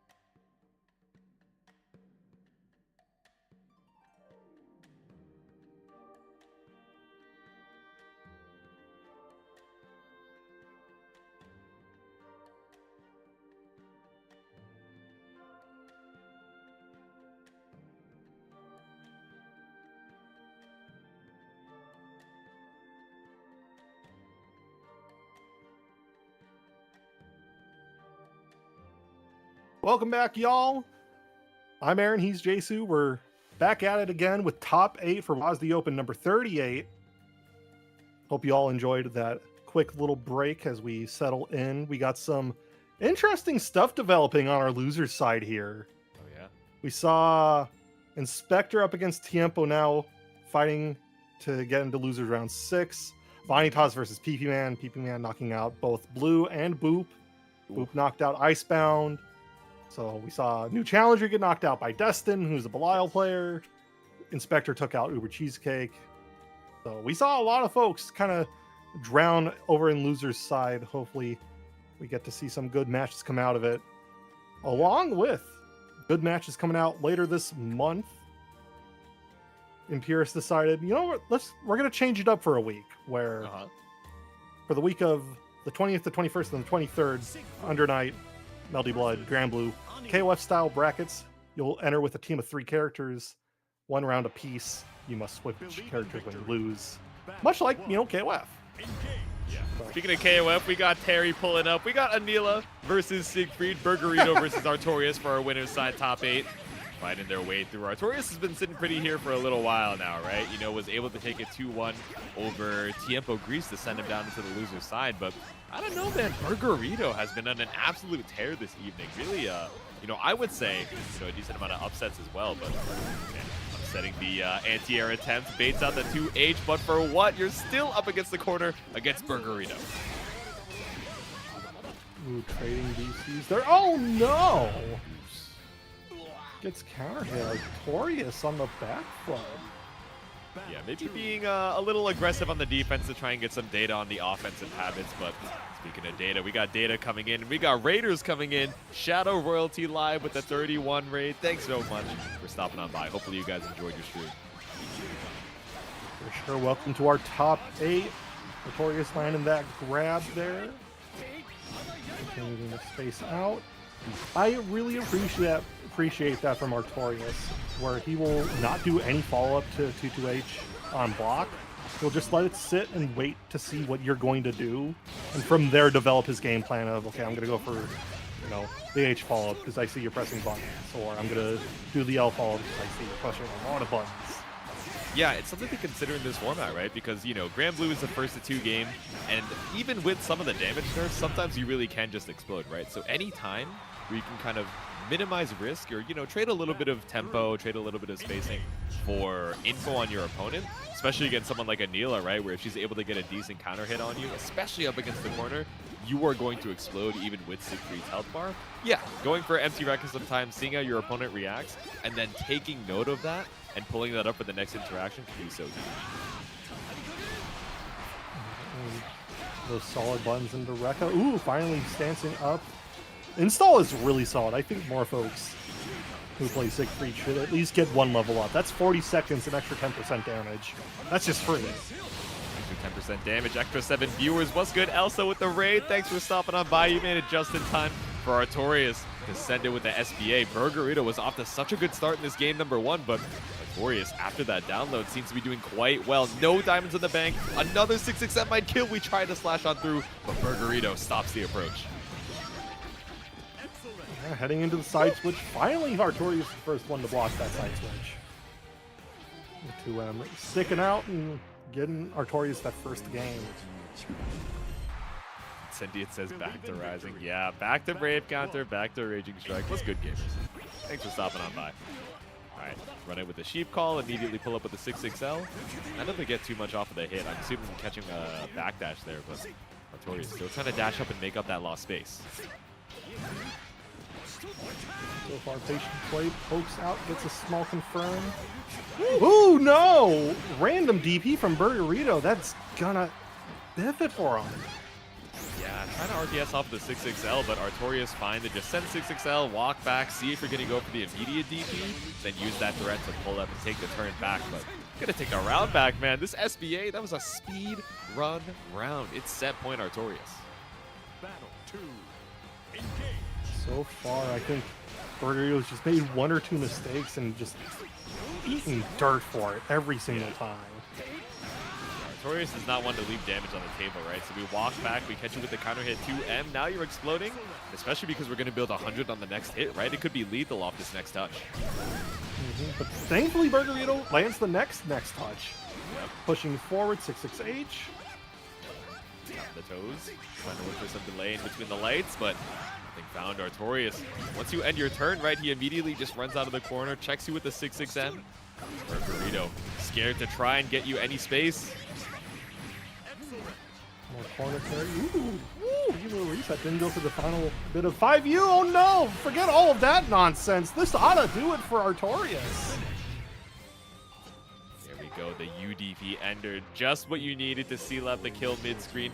I like what we saw from Burgerito. Like you mentioned, Aaron, right? The little 5U reset. Don't go through the full ender. Maybe trying to go for one more strike, but not quite able to finish the job and bring it to a game number 3. But hey, if you're sent down into the loser's side finally after a crazy winner's run by Artorias, you know, still not the worst thing in the world, right? I'm assuming we're going to see a little bit more in that loser's run from Burgerito, but Artorias secures his spot in that winner's finals. Yeah, it's working on a repeat from last week. Hopefully, Artorias can see the back-to-back. I'm not biased at all. I love seeing back-to-backs just as much as I love seeing people contribute to this match arena. Yep. Head on Guys, over, we still have exclamation 24 point match codes? arena. I can't believe it. And you can donate. We got some real easy missions this time. Visiting a link to Coracle, looks like a social media website, gets you a free quarter. Contribution code here, another quarter. 50 cents for our players tonight for just pressing 2 buttons. So head on over to Match Reno, press those 2 buttons, do your part, do your duty. And yes, sure enough, it's working. People are redeeming those codes. So proud on them and proud on Artorias for hopefully making that double back-to-back. We'll have to see who he gets to fight up against Merp and Ktang. Ooh, okay. So we're going to be seeing Cagliostro versus Narmaya. We haven't seen Merp on stream just yet, but, you know, I think it's fine to not stream Merp matches, right? Especially in the past, like, couple of months, he's been, you know, really securing a lot of these top placing spots. Not even just securing, oh, he made it onto the graphic, like, EP top 8, like, you know, pretty consistently making it that top 4, that top 3 location. So Merp leveling it up and bringing the game here, but we're waiting for them to head up to the stand. We're going to be seeing some, Cag versus Narmaya. Yeah, and I like watching Merp compared to other players like Shiro and other major Cagliostros. He plays such a fun version of the character. Very dynamic, very on his toes compared to someone like Shiro out of Brazil, who is just relentless and methodical when it comes to his trap placings, to his pressure.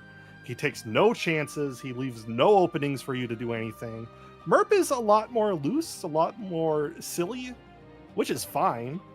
It's a different way to play the character, but yeah, no, Merp rocks it, especially with his Cagliostro. So hopefully some of that silliness can come through and put Ktang off his game. We already saw that Ktang, you know, can falter when it came to silly stuff. Obviously, the perfect 4 command grab game with nothing. Yeah, we talk about, you know, how wild, you know, Merp can play.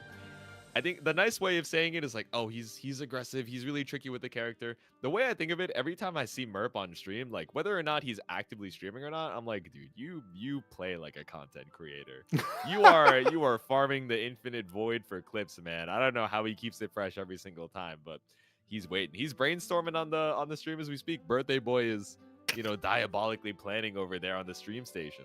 How am I gonna trick him this time? How am I gonna show up for my birthday? What can I do for myself? So yeah, I'm just waiting on. Looks like Ktang at the moment to join up. So how do you feel about Cagliostro Narmaya? I feel like Narmaya can struggle a little bit, at least depending on how plays with traps. I don't know the full repertoire for normal that can really you know, clear some of the seals. I know that's a big determiner, and you know, maybe you can be tricky. Maybe you're really on the ball of challenging when your opponent is trying to reset into seal sets, and you know, that can really be a good determiner of how well you're going to do into the Cagliostro, but some characters definitely deal with it a little better than others, right? Some of them have 2Ls that, are really, relatively long while also being fast and still able to clear the seals. Some of them just don't even reach, right? So you have to commit, to a 2M, to a 2U to really try and clear them out. How on the ball are you against the character that, can be so tricky, especially when Merp kind of cranks that up to 200? We'll see. We'll see as they head up to the stand. And a little update on what's going on down in the loser's side as they try and fight out for that loser's side top 8. We're still waiting on Vanitasz versus PP Man, Nothing versus Sage, and TiempoGris versus Inspector. But Lucy is going to be taking a 2-1 over Micropenne. So we do have a Versusia waiting in the wings on that loser's top 8 side. Yeah, I'm excited to see. Honestly, Versusia and Percival would be incredibly fun just so we can get more Percival games. It's true. But Versusia versus Tiempo would also be equally fun. I'm excited for this loser side. It's gonna be a real nail biter. We head into Merp versus Ktang. Believe in victory. Let's see it. No more intros, no more wait. We're going straight into the action. The other side of winners top 8. And we're starting it off with a neutral super jump from Ktang. Just trying to, gauge out what Merp is looking for here. But ends up landing into a trap for it. Yeah, already aggressive play with the traps. We'll say I feel like Narmaya does have an easier time than I remembered, because she obviously has the command dash to sort of plow through them faster than normal, but yeah, that's not really mitigating that risk. It's just avoiding it. Exactly. Obviously, when you're a character like Kag, right, someone who has such a good far 8 to try and challenge that space, yeah, you're able to avoid some of the seals, but if you run into one of her best starters, like, what's the point? And of course, Merp trying to put that stop sign right in place. Ktang, of course, being tricky with the flips as well, making it so you're not super comfortable throwing out, something that covers so much of that grounded space at risk of being a counter hit flip. Style switching in coming from Ktang, just trying to be tricky with it. Confirms it. Yeah, we were fine throwing out the far H, right? But we committed a little bit too much of that tempo, trying to cover the ground with the level 1 rock. And Ktang already halfway through the skies, just sending it with the flip. So speaking of the skies, right, we pull up with the air TP. Nothing found off of the overhead, though. I think one thing that Ktang should think about is, maybe throwing for the birthday boy, let the birthday boy win. Yeah, be a little kinder, man. You're going to send him into lose. What? No! Oh my god. If you got the confirm off that would have been so sick. I do wonder if you had time to do like a micro command dash into, the Kyoko. But either way, able to find another hit here up against the corner for Ktang. We send it straight into the TK flip, and that's SBA to refill us straight on the BP. Absolutely no mercy for the birthday boy right now. No, just nothing. Ktang showing little regard for human life, even. Just interrupting any sort of attempt of pressure from Merp, just saying, no, I'm not letting you get away with it. Human life, alchemist life, all the same to me. We're sending it. All right, double sets enough from the round start. Trying to stop Merp from being a little too aggressive with the dash in. No, but we actually catch out the flip with the TP, which I imagine, we were seeing a couple of those jump back TPs from Merp. Wonder if that's where we were trying to scout out. What? Just playing leapfrog right now, gets the low ender. Yep. The TP's out of there. There you go. BC still able to keep your turn even on the block. I'm so scared of that second trap. It's terrifying, man. I thought you were going to land into it if we were Ktang, but there we go. We sent it with the BP once again. So many brave counters down to 1 diamond apiece. Next SBA drains that last diamond for 150% damage as well. We send it with the old seal. Merp, how do we hold on? Whoa! Fantastic answer to the ultimate transient. Yep, just send it with the U flip. Oh no, not quite able to land into the trap because of the spacing. Not able to punish on the UTP because of the TP timing. Just one touch apiece, one more diamond for Ktang, runs right into the rock. Oh no! Oh, but you're too far to get it confirmed. But it doesn't matter. Off of the flip, we pull up with the throw. An attempted fuzzy mash out from Merp. But he's gonna get caught out. So far, sort of trying to establish neutral, establish a range, try and make a maze for Ktang to find his way through, but oh my god, doesn't even need to. Yeah, nice catch on the TP. Unfortunately, not able to find the micro dash 5H pickup. No BP out from Merp. Oh no, you're a little bit too early on the throw. Yeah, now you got to spend 50 meter to escape the corner. Yeah, you get the side swap, but being down on that resource, right? Especially on a character that, you know, particularly mid-screen kind of needs to use a lot of these resources to get some of your best hits. I'm glad that you're up against the corner and you're building up the meter now. Weight, respect coming out from both of them. No!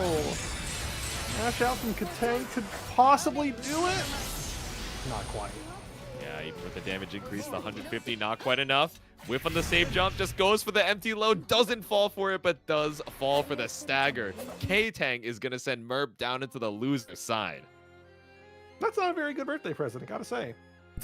No, he's just giving him more games to play. I understand. He's like, Oh, oh, you okay, love no, Granblue that's- Rising so much. You talk about it all the time. I'll give you more sets to play, man. Don't worry about it. True.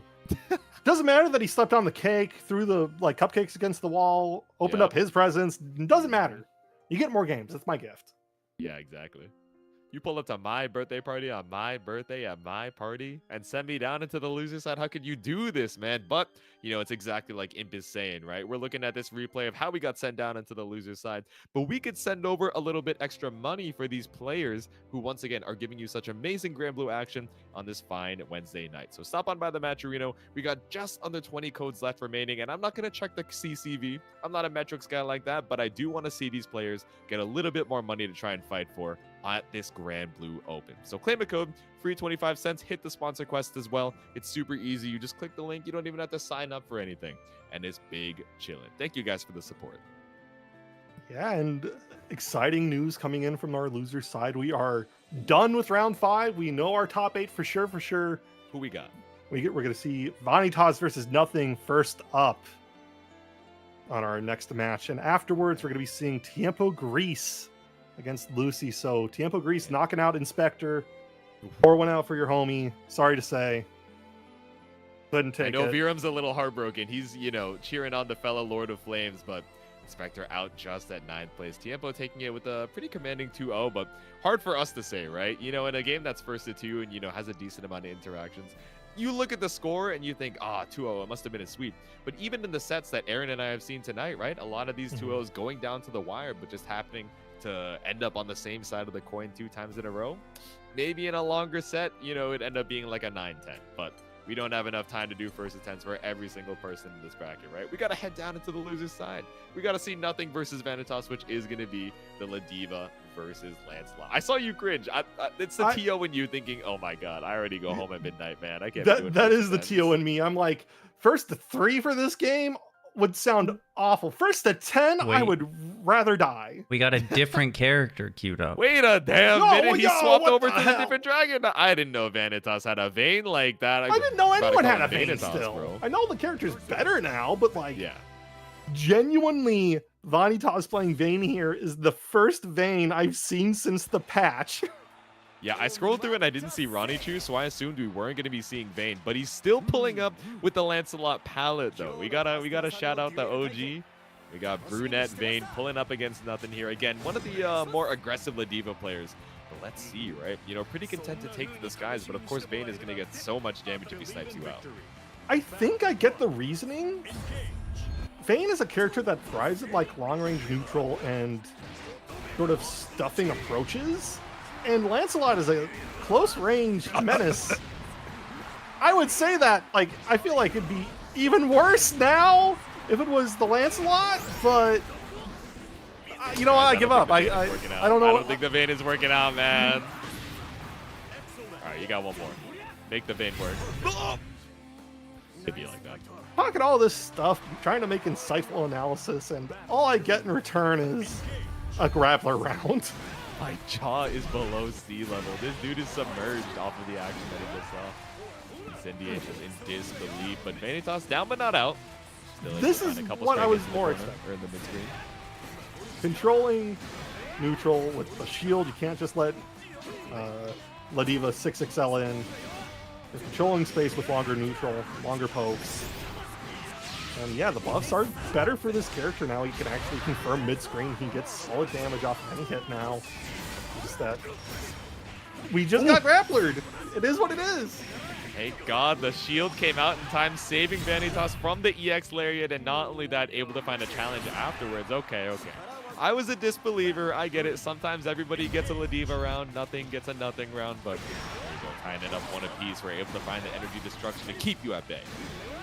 Yeah, this is exactly how I thought this would go. It makes sense why we went with the Vane here. Lancelot has to take so many risks against that grappler in the exact space that like Ladvia wants you to be. Yep. Here I'm like, oh, I'm just big chilling. I'm throwing down shields. I'm negating your approach. Smacking your head. Yep. Oh, trying to go for a reset off the close L, but we're going to send the U headbutt. That's 50-meter down the drain for nothing. Shield back Use up. access to your scariest neutral skips. 100 meters still for Vanitasz. Going right through the shield and getting the full confirm. Uh-oh. This is scary. No meter to really secure a kill here.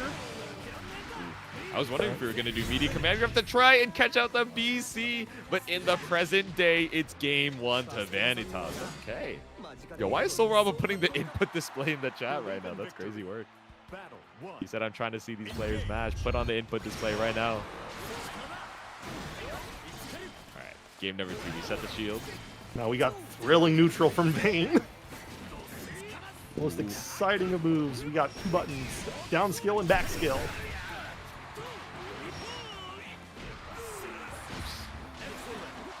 Pavement. There we go. We find a scoop for nothing. Give you another Ladvia round on the board here. Vanitasz, how do we hold on? We send it with a UDP.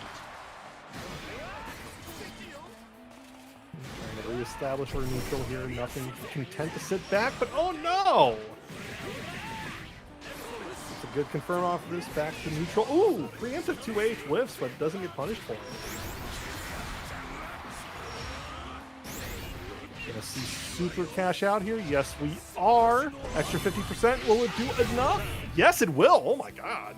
You know, I'm not gonna lie. I saw all the BP drained, and I was like, Vanitasz lives with a sliver here, right? But you're guessing for your life. That kind of sucks. And then I saw finish. I was like, never mind. Good thing I wasn't yapping over here, and it's a good thing we caught out that attempt at the Brave counter. Brought you over to the corner, but we still find the side swap.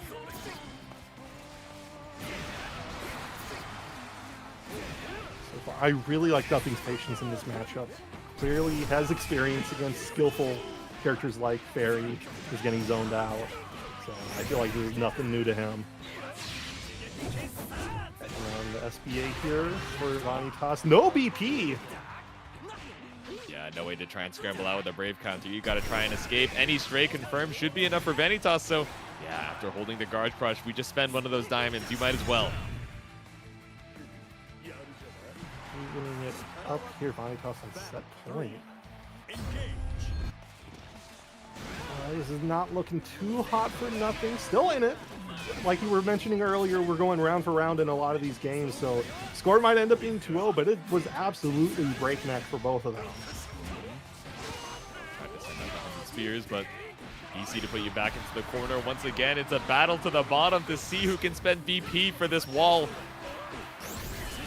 Doesn't get full confirm, combo limited out, and allowed Vanitasz to wake up a bar, get out of that situation. Shield, not trying to be too greedy with it. Tries to bait out something a little bit too preemptive on the energy destruction. That U headbutt going to waste. That had to be some sort of misinput. I don't know why you would use headbutt at that range. Hopefully Nothing gets to live to make at least one more decision. Woo! Nah. Tried to swing on the shield, but instead gets caught up by a 6-6L right behind before you can even break the armor. Nothing. Sent out here at 7th place. Vanitasz, okay. Pulling up with a Vane, I'm glad to see it. I swear to God, if we see a Vane in top 8, if Vanitasz takes Vane the entire way through and we actually have a Vane in top 8, that will have been the 3rd week in a row where WASD Open just continues to flabbergast me with the amount of skill and talent on display. Well, this is already top 8, so is in the top 8. I guess, like, it's in top you know, 6 we have now, one set on the board, but how much does it, like, how many sets of Vane do you need to play to have him on the graphic is the real question, right? We already had the triple Narmaya graphic. Right. Surprisingly did not spark as much, you know, yapping and discourse as one might have thought, but I think you know, WASD attracts curious conversations. The graphics look too good. People just want to talk about them. I understand, especially when they have the silly, funny curse lineups. Yeah, like a Vane in top 8 in the year of our Lord and Savior, 2024. The year of our Lord and Savior, so true.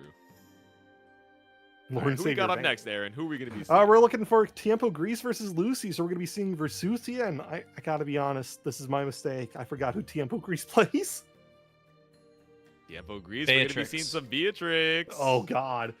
I feel like if there's a matchup that on paper looks to be in one character's favor, it's got to be Beatrix versus Versusia, right? Like, the amount of movement Beatrix has with riding free, with the dive kick, I feel like you are able to deal with a lot of the zoning tools from Versusia better than other characters just by the sheer amount of movement built into your kit.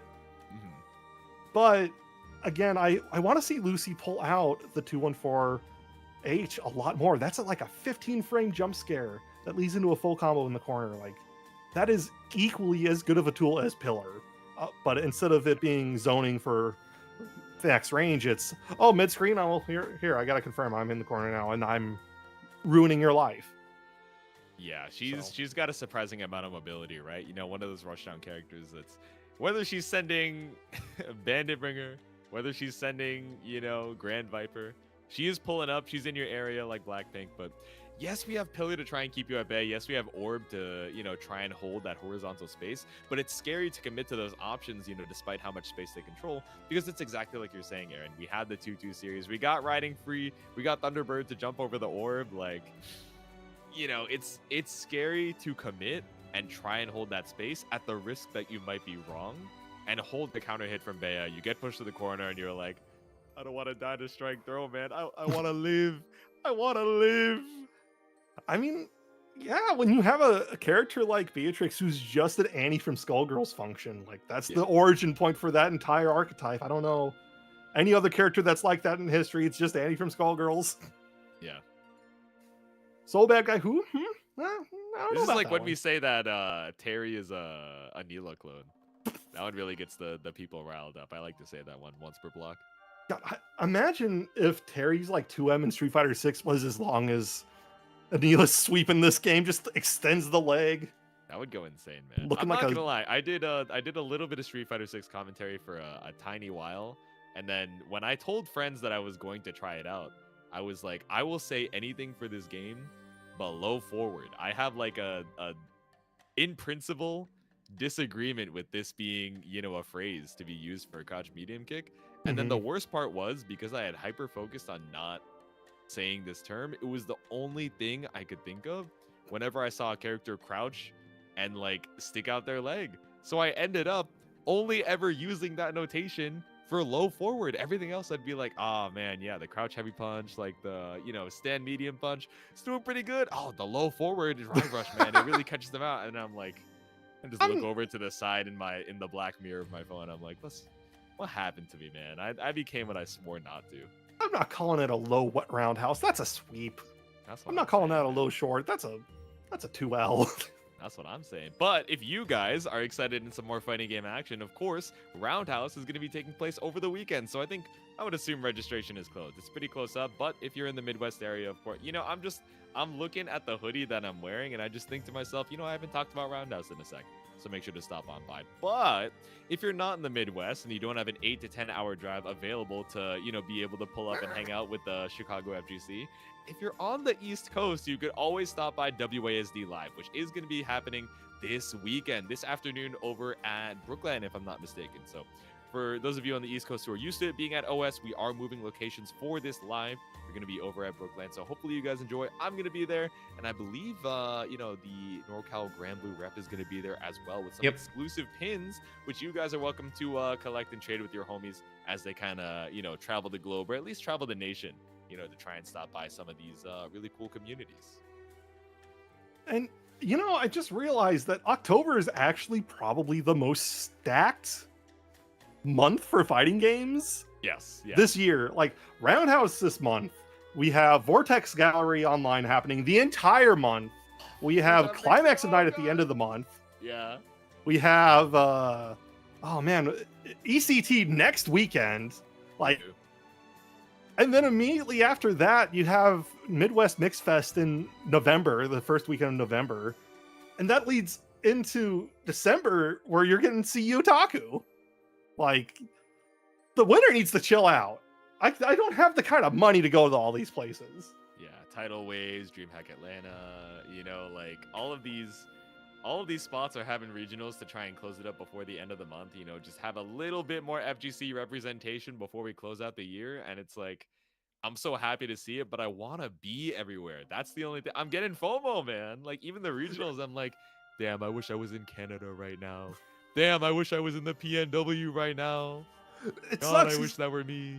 My first major was CU Otaku Part 6. I want to go back to Taku. Yeah, Taku. It's just, you want me to travel to Florida in Christmas time?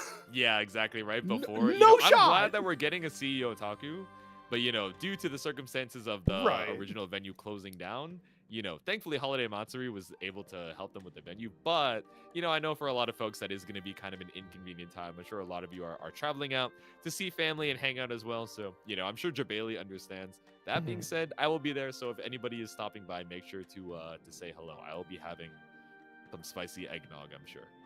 I for sure, I can't go this year, but next year, 100%, it is the tournament I plan on going to. I have missed the last 2 years of ASBR. I'm not missing another one. I cannot. I'm going to cry if I have to miss it. Yeah, So. CEO Otaku, I feel like, has a lot of good anime game representation, which sounds so like, you know, duh, obviously, when you say it out loud, right? Obviously, it's CEO Otaku. But when I talk to people, you know, from the uni scene, you know, from the ASBR scene, et cetera, like, they hold CEO Otaku in such high regard, both in the way that the event is run, and also just, like, the memories that they've gotten to have, you know, at the Wyndham Orlando, and, you know, in the previous CEO Otakus just in general, right? So even though it's going to be moving over to a different venue, hopefully the vibes are still, you know, going to be a fun time, especially right before Christmas. Yeah, for me, that CEO Otaku Part 6 held such a special place in my heart. I got to meet folks that I had known for like 10 years online only, got to meet them in person. Like, actually, you're real. You're not just a voice on my computer. So true. You know, got into, you know, the JoJo fighting game ASBR, ended up, like, that's where my TOing and commentary journey all started, was with that game. I adore Taku. Fantastic location. Jabali is such a real one for saying to, you know, our small little niche game. Like, as long as you guys show up, we will happily run this game. Love this game. Love JoJo's. We will keep running it if you guys keep showing up. So, fortunately, past 2 years haven't been able to, but next year, I refuse to miss out. Yeah. We're gonna run things slightly out of order. It looks like Tiempo and Lucy are soft locked in the in like the kind of intro menu. So we're gonna actually give it a run second. losers quarters, Okay. and then we'll jump down. So it's gonna be a little out of order. Losers top 8, losers quarters, losers top 8, losers quarters. Okay. All right. Sure Sounds thing. good. Dude, Incendiate said it best, and exactly what I was thinking. We get more burger, Aaron. Dude. Now, Yes!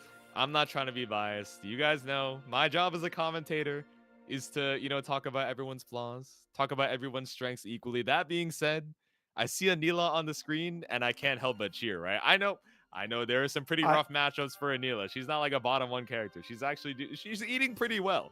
That being said, I'm an Anila fan, so hopefully Burgerito is able to put on a good show against Vanitasz, right? Who had a really commanding showing with the Vane against nothing. So as we wait for these players to head up to the stand, it's hard to say who I want to cheer for because we see Vane so rarely, but the same could be said of Anila too. So what is a man to do? Broken ass Vane. What did they mean by this, man? Aaron, what do they mean by this? Here's how I'm voting. Here's how I'm personally going to vote. I hope people in chat vote the same way as me.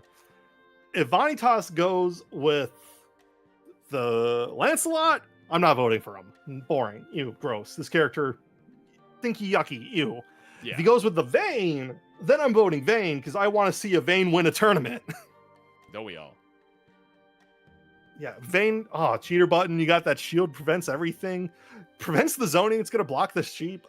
I actually don't think that's going to be the case. I feel like Vane and Anila is going to be kind of an annoyance for Vane. I don't know if he's going to thrive in those circumstances. That's what I'm wondering, right? Because obviously, you know, something that we didn't really see in a lot of Burgerito sets was the 2U, right? We think about, oh man, this is an esports button. It reaches like the full screen. It's like a full screen low. But, you know, we don't really see it a lot, at least in the matchups that we've seen Burgerito run into so far. I wonder if Vanitasz pulls up with a Vane, if that's something we're going to be looking for a little bit more, since of course Vane isn't generally looking to try and take to the skies and look for a jump in, right? He's trying to hold on to this ground space with energy destruction, pull up with the sword, or pull up with the shield. So let's see it. It does look like we are going to be seeing the Vane. So Anila versus Vane for your losers quarterfinals. Let's lock in. Vanitasz, please, if you lose this first game, don't switch to Lancelot. Stick with your gut. Be a proud knight. Stick with the Vane. Exactly. Don't give in to the demons. Anila is not worth giving into your demons.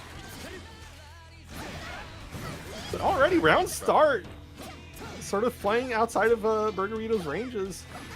And you have such a giant hammer to smack people with, might as well, right? Yeah, exactly. Try and hold on to a little bit of space here. 2U with the spot dodge, just on the off chance it didn't make contact. The shields, we run up right behind it, the safety of the energy destruction. No! Burgerito went for a 2H, but was too slow on the trigger there. Oh no, again! What's happening, man? We are swinging and we're dodging as well. Good reaction to the blue screen flash. That U energy destruction, not going to find anything for Vanitasz. It's the link in full confirm safe jump. No PV for either. DP's out. Oh, it's anyone's game, and the throw was secured for Vanitasz.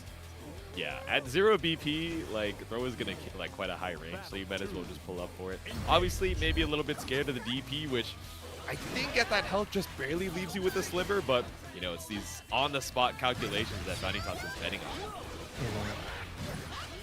Playing Leapfrog with Sheether, that medium version.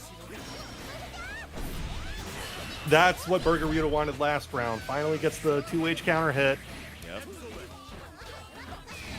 Going for the flip out. Pressure down. Vanitasz says, nope, don't want it. Brave counter out, send it back to sender. Woo! Hot Burgerito just a little bit unawares. Super ought to do it.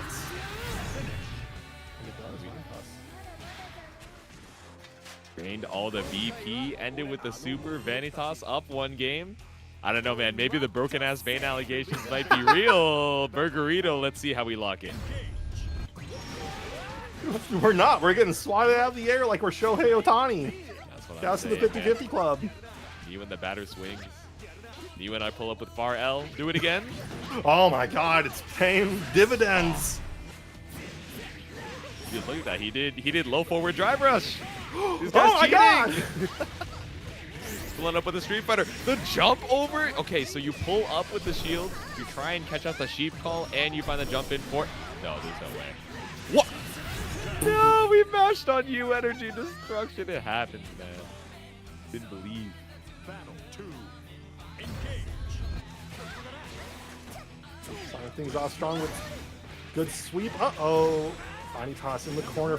Drops the confirm, though, allowing Burgerito to get his turn back. Okay. Not going to go for the 5U Ender, opting to just go for meaty 2L. Coming off from Vanitasz, though. The sheep goes right into the shield.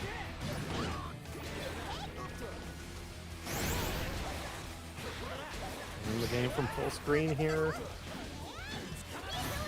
I like 667 to the energy destruction, just trying to check you in case you're a little bit too feisty at the full range. There we go. Now we set the shield, run up with the energy destruction behind it again.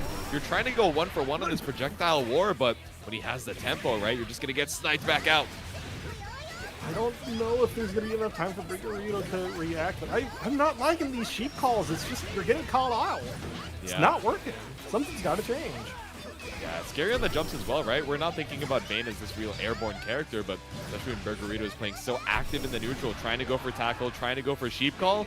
It's scary. It does get caught up by the counter hit. 6-6L. It's enough for Vanitasz to send you out at 5th place. A stellar run from Burgerito, but stopped in the tracks of Vane. Yeah, I didn't expect Vanitasz to cook Burgerito as hard as he did, but fortunately, Burger's cooked. At least we're Something like eating, that, you know, well done burger instead of, you know, raw. Yeah.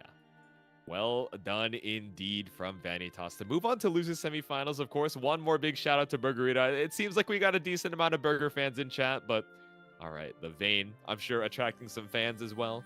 Now we got TiempoGris and Lucy waiting down on the other side of losers. Hopefully connection is all good on that end. Tiempo is actually going to, it looks like DQ, having connection issues. So we're going to jump over to Lucy versus Merp.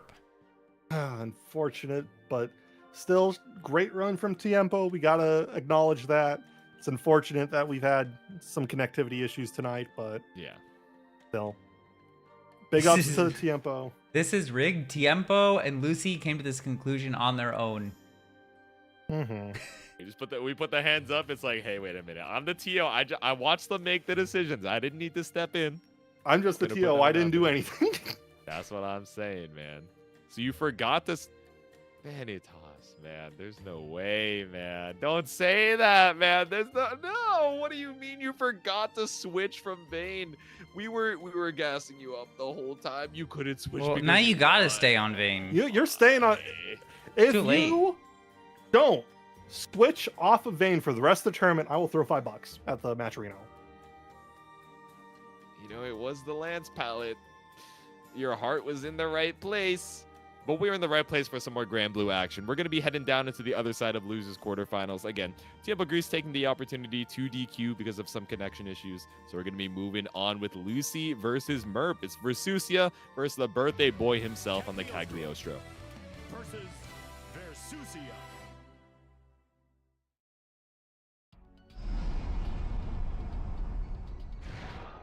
If you make it top 3 with Vane, we donate 50. I don't know, man. You're going to have to go up against the winner of this set. So Merp versus Lucy, right? Either you got Cagliostro or you got a big body mid-range in your future. Respectfully, Jaytsu, he'd win. He'd just win. He'd lock it in win. I feel like I know everything that happens in JJK just from like Twitter reaction images. That's just like an aside now that you mentioned that meme. If like, honestly, if Vanitasz can win a set on an accidental pick, just stay with it. It's working for you. No one plays against this character. Oh my god, we're immediately starting out the projectile war. So we're seeing Fireball for Fireball, but as Merp tries to, you know, try and autopilot more into the rocks, these level 1s to try and keep Lucy from setting up, the pillar, right? You know, even if the rock comes out first, it doesn't matter because that travel time gives you enough vulnerability for the pillar to hit. Ooh, good confirm into the 6-2-3 top of that rock there. Oh, trap is down. Merp just being kind of disrespectful running in. Sometimes you gotta check. If your opponent's being a little bit too passive, you gotta take advantage. Caught up by the sweep, throw bait with the run-up TP. And the super cash it out. Yeah. We back that straight to the seal. Arf. Chipping away gradually in the health with the traps. Oh, finally we get to see Lucy pull out her own FBA. We haven't been able to really say it because Lucy's been really smart with ult skills. Yeah. But that super is such a fantastic reaction tool, especially with simple inputs. It's just an instant like reaction check to anything ranged. Oh, it tried to go for the 2L throw. I actually wonder why it whiffed. I'm assuming it's minus and would have worked out, but either way, Lucy with 0 HP in the bank is still able to make the comeback.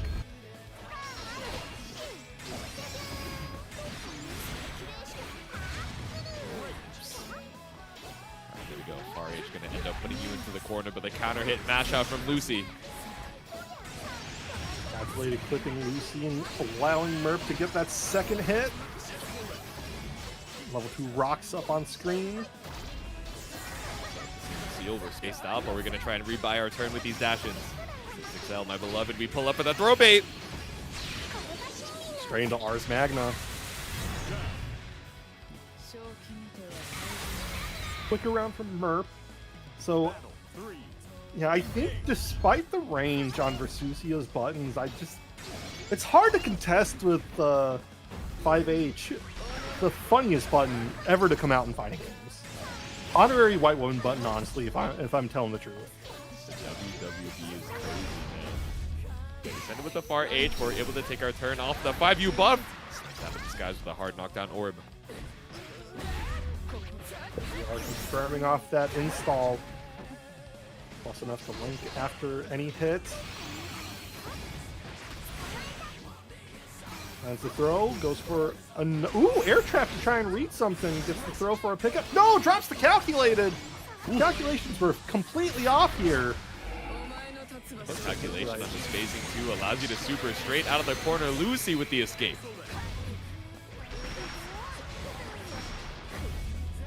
Keeping it safe. No, you ran into the orb anyway. Oh no, dude. Okay. Straight hit could be enough for Merp, and the ultimate pillar is gonna do it, or the EX rather. Lucy takes game number 1. Crazy. I wonder. Hope Merp can. Battle 1. I don't even know what Merp's doing wrong. It's just back and forth at the moment. Doing a good job on being tricky, but right. I think, you know, some of that Versusia specific character knowledge, right? We exploded to, you know, close H spot dodge earlier, like they're mentioning in chat. Now we're exploding up against the corner. We spend the BC to escape, but these challenges from Lucy, unafraid to mash when Merp is being a little bit too greedy with his turns. It's your birthday, but that doesn't mean you get away with it scot-free. I think it's utterly insane that Versusia as a character is allowed to combo into a second alt pillar after combo limit has been reached. Something very specific about that interaction. I don't know exactly what it is, but it allows for a second pillar, and it's just going over combo limit is nuts for a character. Combo limit skip is crazy. I'm not gonna lie to you. Like, yes, this character has surely experienced ego death. Like, she's one with nature, but you know, I think we're all one with combo limit aside from Versusia, as it turns out. Merp, one with a throw right now. 50% already down from Lucy, and 100 meter available. I don't know if we spend on the Ars Magna, right? I don't know if this starter is what you wanna, you know, spend a super on. So we just go for the old seal. Ooh. One for the instant overhead could have been something bad, but sure. Yeah, we had 50 meter behind it. I wonder if we were looking for, you know, something to confirm there, whether it was an EXTP or otherwise. But either way, still able to put the round on the board. It's still set point Lucy though. Another mash out for Merp. Lots of challenges on defense from Lucy, so taking a little bit of inspiration, the TP back into whip punish. The overhead. Ooh, good break counter there. Ooh, there we go, the delay, catching up the fuzzy tech. You're gonna see the birthday boy maybe redeem a gift card. Yes, indeed. $100 to Amazon. Oh! Whoa, what the? This gift card is fake, man. You didn't peel off the numbers on the back. You got this shit straight off of the street dealer. And now Lucy has one more chance to try and fight back. 100 meter available, but even with an SSBA straight to the dome, it's such a big health lead to try and overcome. And there we go. The Beyblade to tie it up 1-1. Yeah, Merp was mad that Lucy gave him an $80 fake Fortnite card. Those V-Bucks fake as hell. Shame on Lucy, evening it up on 1. Yeah, those are the B-Bucks. The B-Bucks. The Versusia bucks. Versusia bucks is crazy, man. Could you imagine Versusia in Fortnite? She'd have a very large hurt box, is what I'd say. Oh, there we go. And that hurt box getting sniped out by the spear. We run up late tech. Stagger pressure off the close cell. We're immediately going to send out the BC right back down to earth with a JH. Get out. What? I am surprised that didn't catch the ending lag of the recovery, or ending lag of the spot dodge there, but still 100 for Lucy. Lucy's the calculated one here, getting those spot dodges out. That's what I'm saying. Spear be damned. 50%, almost down for Merp here, but no challenge on the TP. Oh my god, she's so tall. I actually wonder if she just stands up into it, but doesn't matter because we land the 6XM regardless. And despite her visually looking into the air trap, doesn't get hit by it. That'd be a bit too crazy. That would be insane, I'm not gonna lie. That's not very final boss bestie of you. That's not very final girl boss of you. Set up a double seal, but we still challenge with no BP? Now waiting to see if Merp's gonna inhabit the gaslight part of girl boss gatekeep. Gaslight, no, SSPA from Lucy. Gonna do all three. Gas back in the burner, and we're spending it all on the flames. Lucy back on set point. You know, I really wasn't thinking even with the 100-meter we'd be able to bring that back, but strong challenges on the defense here. Let's see if we can seal it out, or if Merp's gonna bring us to the final round. This will be a mighty sad birthday gift if he goes out at 5th here.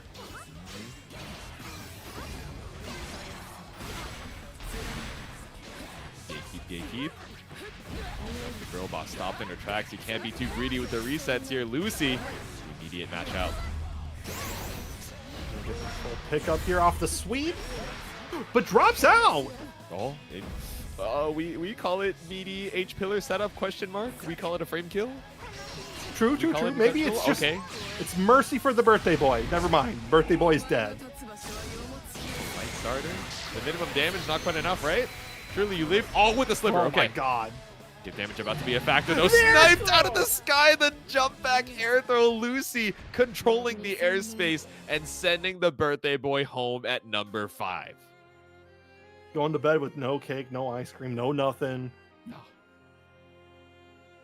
You get exactly one gift, and it's a cool looking rock. That's what you get for getting 5th place. Still, great run from Merp. Yeah, and we're seeing into the instant replays too, right? A lot of good use of the SBAs and SSBAs. These really, you know, long-reaching, basically horizontal reversals, right? Coming out from Lucy when the 100 was on the board, which there were a good amount of rounds that seemed so much in Merp's favor. All we need is one like confirm, a couple, you know, stray spears, even a little bit of chip damage would have been fine. But Lucy's still able to hold on, not thinking, okay, let me spend 50 to try and escape with an ultimate dash or an ultimate pillar or orb. Let me save this for a reaction super to really turn the tides and give me a little bit more of that BP back. And it worked out so many times. Yeah, it's honestly all of the skills that Versusia has are, and on any other character with their toolkit would be like the defining part of their set. And Versusia just has so many of them. That's what I'm saying, man. All right. We have defined our losers semifinals. So going up against Vanitasz is going to be Lucy on the Versusia, but we're going to be stopping by that loser side in just a little bit. Of course, we got to head back to the winner's side. We got to see who's going to secure that winner's side grand final spot. We got Artorias versus Ktang. So Siegfried versus Narmaya. A battle of swordsmen up here in the winner's side. And you want to know what? I'm going to make a bold claim here. There is another winner here tonight, and that was Merp for raiding us with 120 folks. Shouts to Merp. Happy birthday, Merp. You did a fantastic job. Hope the rest of your day is just as great. It's a shame that you couldn't get cashed out from Mascherino. Unfortunately enough. Maybe it would be. But, you know, maybe, just maybe, if you guys are feeling super generous, there is, you know, a top 5 payout available if we hit some of those milestones. But we also need to hit the milestone of claiming these free codes, guys. Mascherino gives us free money. They just make us jump through a couple hoops for it. But those hoops are pretty easy to leap through. I'm not going to lie to you. I got a bad knee that's been in rehab for the past few months, and I can still claim a code with any of my social media. So you stop by the link over there in the chat. You claim a code. It like auto logs into your social media once you hit claim coupon anyway. So guys, it's free money in the prize pool, and we've already had so many amazing sets, and we're not even at the end of the stream yet. Make sure to claim the rest of those codes, and if you're feeling so generous, you can also stop by with a direct contribution as well. Yes, sir. Yes, sir. Yeah, looking into loser semis, Vanitasz was saying in chat, I don't know if Vane or Lancelot is the pick for this one, but yeah, suffer, you have to pick. And if you pick Vane and you beat Lucy, you have 2 people dedicated to saying, I'm going to donate an extra $50 for the payout. So you should probably go with the Vane. Peer pressure, my man. Yeah, if you're not believing in either of them, you might as well go for the one that would be, you know, funnier, right? And getting an extra $100 in the pot is pretty funny. Fun and funny. Usually they're like mutually exclusive. You know, you see a broken move in a fighting game, you're like, this is funny, but I would not have fun playing against it. But this is the best of both worlds, man. I mean, you have fun repping the Vane, and you get to potentially get another $100 into the pot. But of course, we got to stop by the winner's side first. Our players are ready. Our winner's finals is set. Our first of 3 of the evening is Artorias versus Ktang. Oh man, this is gonna be exciting. Siegfried Narmaya is, yeah, two different takes on the swordsman. One heavy, one just an absolute brawler. The other requiring so much more finesse and decision making to make sure that you aren't just behind the wheel of a motorcycle, as it were. Exactly. Oh no, tried to swing something there. I wonder if we were trying to dash back out and attempt to be a little greedy, escaping the corner, but Ktang just gets caught up with a counter hit. Spends the 50 to try and escape and get the side swap. Plus frames on plus frames, gets the throw out of it. Ktang not looking too hot on the BP side of things. With no meter in sight to get some back with super. For 20% on board right now between the install from Artorias and that bonus from 2 BP. Oh my god, it's enough actually. The Rekka slam straight into the pavement. First round to Artorias. Ooh, okay, tried to send out the far L, but ends up getting caught with the same side crescent moon. Trying to abuse plus frames on that godly 2M, but Artorias is not having any of it.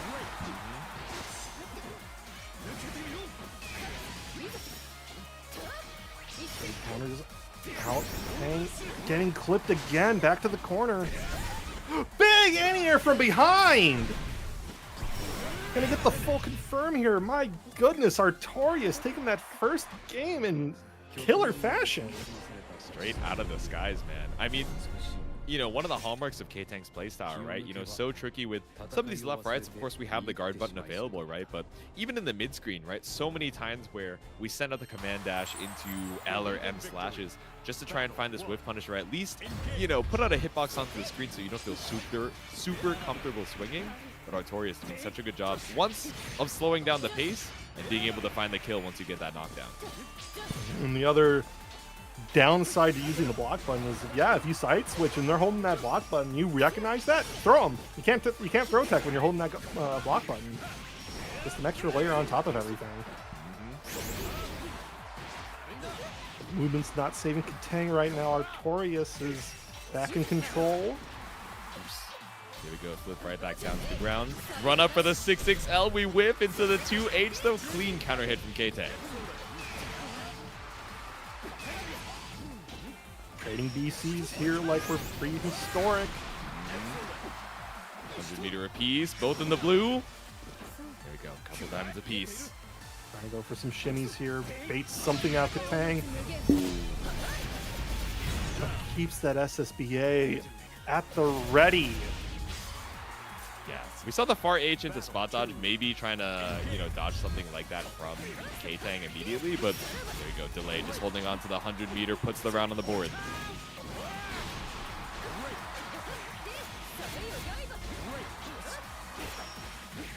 Ooh, good interrupt on what looked to be instant air transient. 6XL, but runs straight into a DP for your troubles. Oh, tries to go for a cross up on the other side, but Artorias is ready for the anti-air 2H. Kind of keep it simple, keep it funny. Double Raging Strike, Raging Chain to secure that round. Thankfully, even if Artorias takes the second game, it's not the end. We're in first 3 territory here. Ktang still has a time to adjust, to adapt.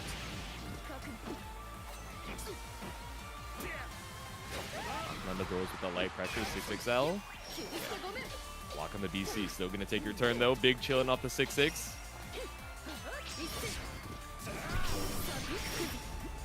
There, okay, snipes with the El Kyoka. Swings off TK flip. Artorias holding on strong, but finally finds the match out. Oh no. Straighten the super.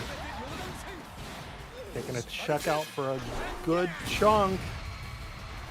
This ought to be next hit for Artorias. Yeah, at any point here, a throw or anything out of the ordinary.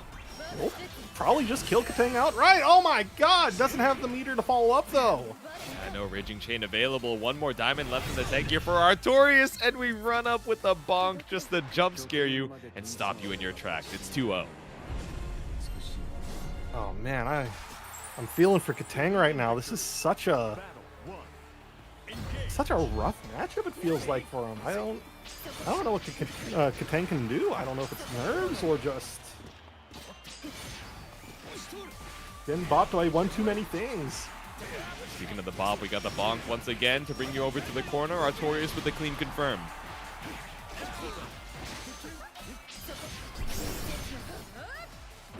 Slash out with the 5H, trying to see if Artorias checks with the 6XL. Nothing found though. We're just playing right outside of range of that 2M.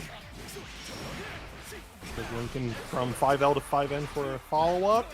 Throw one more time.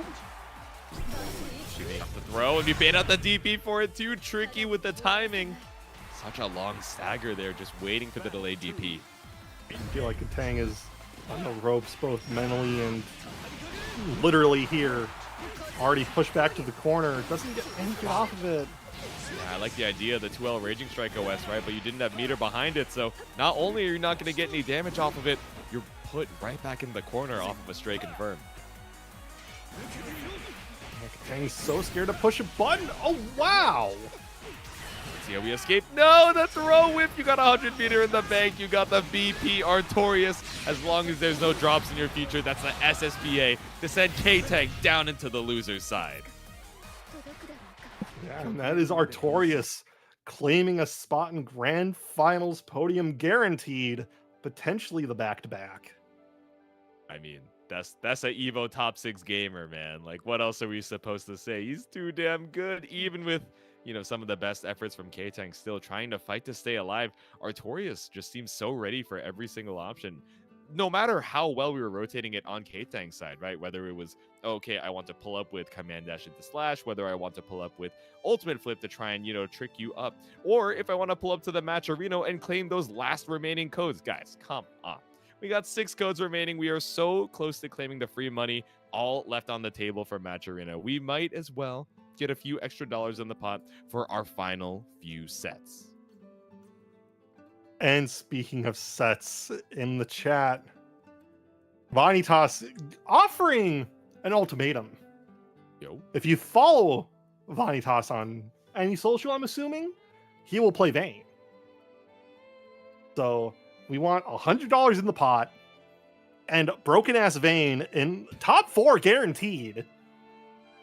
Follow Vanitasz. That's the Faustian deal we got to deal with tonight. I pulled up the stream. I'm following. I clicked right on through the chat. I am doing my part lock too, in, buddy. Broken ass Vane. Bring him out. Bring him out. Speaking of, someone was mentioning that KOF style bracket. Yeah, in about 2 weeks' time here. 3 weeks' time, actually. Yeah. We will be seeing KOF style brackets coming in for Granblue, Uni 2, and Melty Blood, where instead of playing first to two rounds in each game, you'll be picking 3 characters, single round games, and playing it out like you are playing King of Fighters. So pick your poison, pick your 3, roll up, and see what you can do with your 3 favorites. And Under Night 2, Melty Blood, Type Lumina, and Granblue. That'll be October 20th, 21st, and 23rd, right here on Imperius Club. Shouts to Imp. Yeah, it seems like a really cool format. Of course, Imp always trying to, you know, not push the buttons, but rather push the envelope of what we can do, you know, outside of the double elim. Of course, what do you mean? You're participating in society right now, and society loves double elim. Mr. T.O., your WASD Open is actually double elim, but hopefully you guys are excited for a little swap in the format, right? You know, KOF for a week style across these different games should be a nice change of pace as well. So hopefully you guys can stop on by and have some fun over here at the WASD stream. You know, I have a big brain idea that, Imp, if you're listening, you can just take for free. We have the single elim. We have the double elim. But what about the triple elim? I actually don't think that's like formatable in any like. I was gonna say, like, wait, how way. do you do triple elim? I'm trying to think. Can you do quadruple elim? It's just an 0-2 bracket, honestly. Oh yeah, if you lose, you win. Yeah, that's just an 0-2 bracket afterwards. Oh yeah, it's just redemption. It'd be like that. But there is no redemption on either side here. We are playing for losers semi-finals. Whoever loses, of course, out of that 4th place, not going to make it into the payout unless some crazy, generous donors happen to stop on by, which might be the case if Vanitasz is able to take it on the Vane. But I don't know, man. Lucy has been tearing it up on the Versusia. Absolutely killing it. And we got the character player namesakes on both sides. We got Versusia versus Vanitasz. So it's hard to say who I'm cheering on right now. Honestly, I'm scared that Vanitasz is just going to go to Lance and lock in. So I'm rooting for him to not be a coward. I can't root against Lucy, right? That's Idol Showdown Ufi, but at the same time, the extra $100 goes a little bit crazy. But round number 1, we're pulling up with a 6XL. Nothing found after the spacing from the block string. We just mashed the 2U.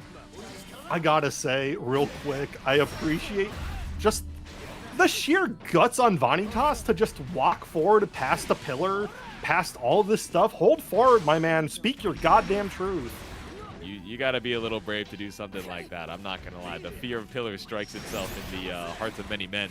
It's struck down with the energy destruction. So far away on the screen, right? So it's not like you really get great Oki off of it outside of the corner, but finally walking us down up against this wall. Oh, so fast. Whips the sweep for the follow-up, allowing Lucy to find her footing once more, third footing. Oh, spooky. There we go. We pull up with a dash. Hard knockdown off the 5U buff, and we get it right back. Do we get caught up by the SBA? No, we walk it out. Would have been a perfect time for a super, but I don't think Lucy was quite prepared. Ooh, no, good speaking Abare of the coming super. in.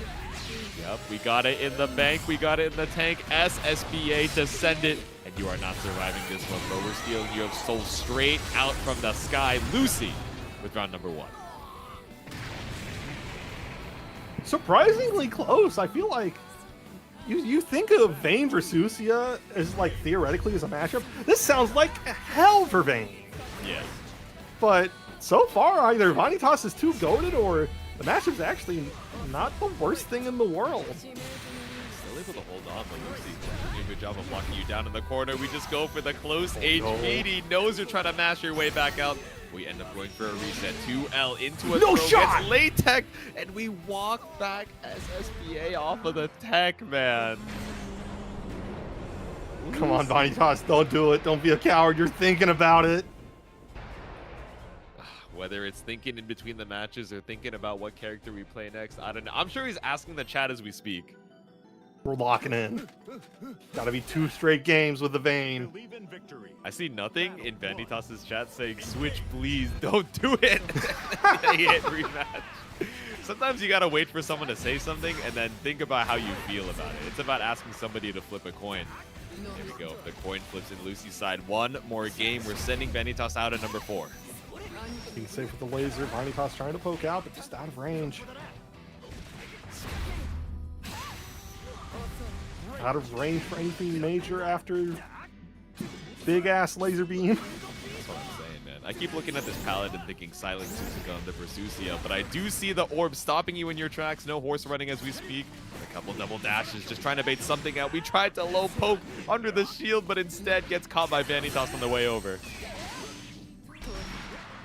Raw Raging Strike, have to respond to that. Okay, we're close to the corner. Gonna pick up into super here. Gonna cash out everything. Pray to God this kills. And of course She it is will. the god. She prayed to herself. She put her hands together and killed Vanitasz. We're on set point.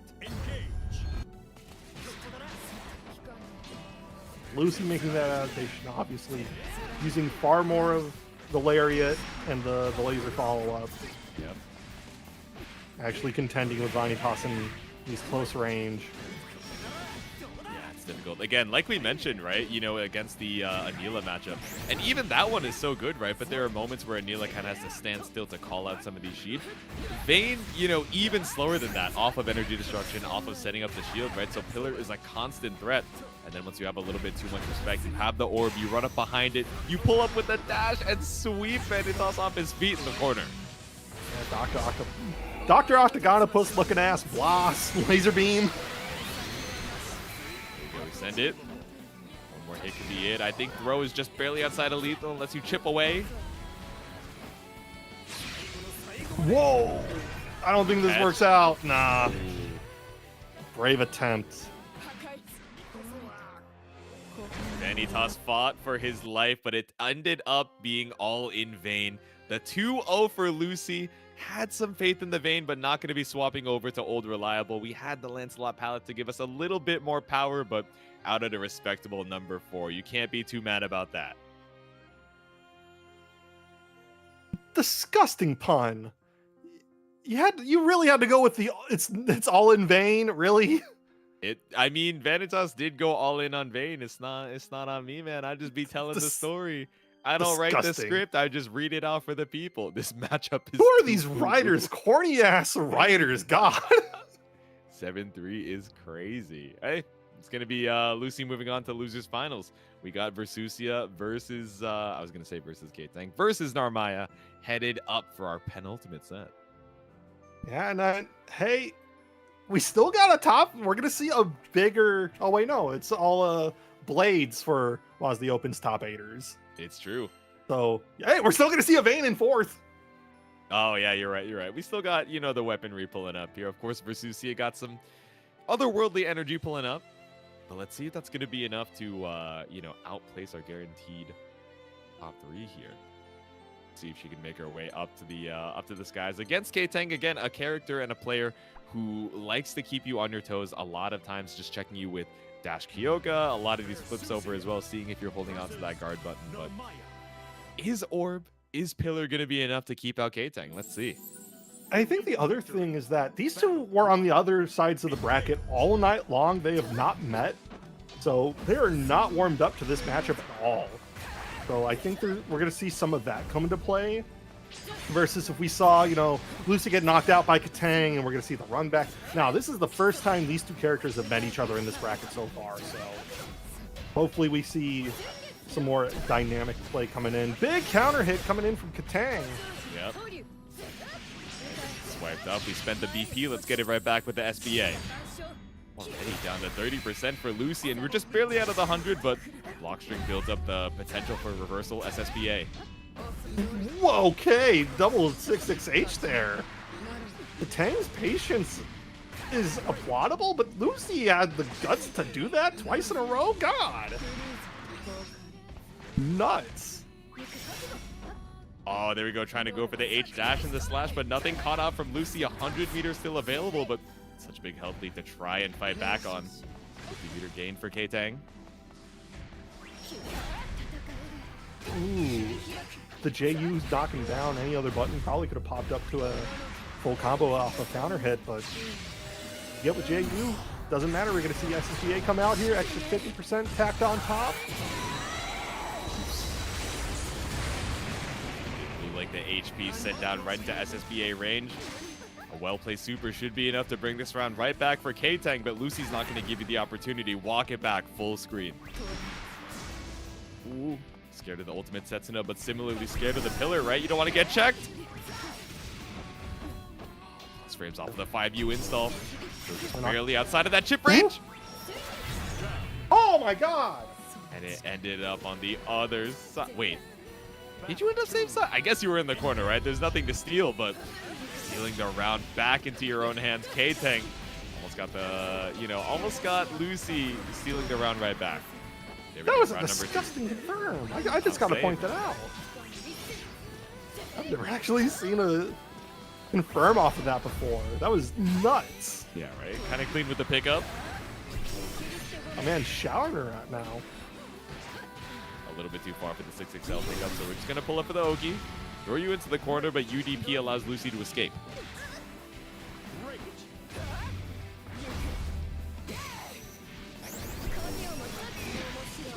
Wants the ult transient. You want to have to hold on to that ultimate Crescent Moon. Oh, no, and I think we caught the startup of another EX flip coming out from Ktang too. Sniped out straight into the SSBA. This should be your doom, and you got to watch the whole cinematic for it too. Game 1 of Losers. Oh, never mind. I forgot that Lucy didn't have a round on the board yet. I'm trolling, man. It was so close to, so down to the wire. I already lost track. Oh no, but I could not lose track of the raid from Boston Bluebee. What's good there, gamers? Hopefully you enjoyed Uni. You made it just in time for Losers Finals. Lucy versus Ktang. 1 round apiece. Yeah, so far it feels like it's been at least 2 games. This has been a real slugfest of a match so far, dragging down to the end. That's what I'm saying. Oh no, tried to send out the EX Setsuna, but Lucy already taking to the skies just slams you right back down to the ground with the JH.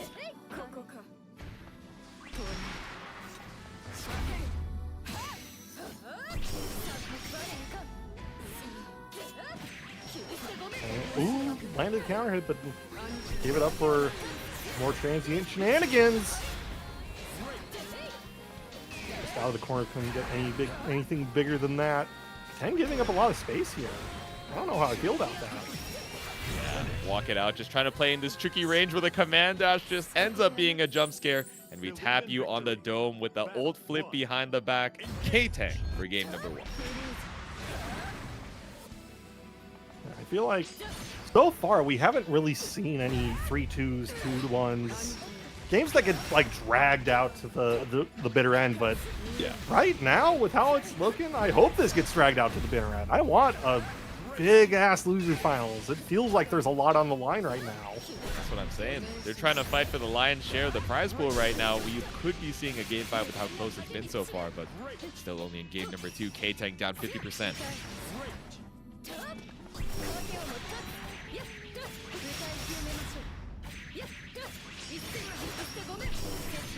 Out entirely, goes for the restand.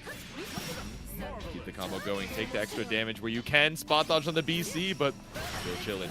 No punish, but we do catch out the BC, coming out with a delay. Ktang, another round on the board. Battle 2. Engage. Oh, that's not far H. You're trying to look for a counter poke against Lucy, but ends up running back to the full screen and runs right back in with a 5U buff. Lucy, I think, was trying to go for some sort of intimidation play. The Ktang, it's like, nah, I'm just going to mash 5L. Go straight into DP. Get you off my face. Yeah, the charisma check not enough for a Chad like Ktang. Still slashing on through with the El Kyoka. Keeping you at bay is Lucy, right? Orb, pillar, all the way over to the other side of the screen. You got to commit to something crazy to try and make your way in, but H dash into the L slash is what you need.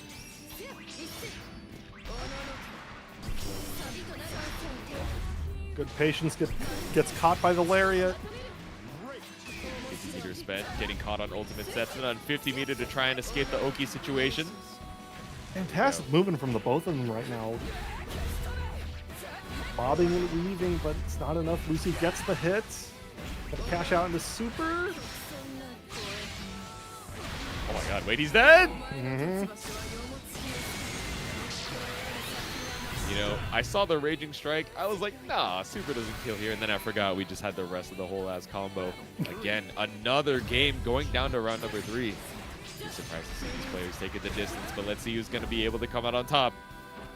Just wait it out. The respect of the 5U buff. Finally goes for the overhead. Clamped out with the JH, but you're so far, right? You kind of caught the extended hurt box, so time just taking a little bit of plus frames on the next interaction.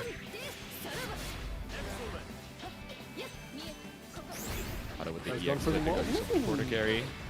Flipped on the tippy toes there.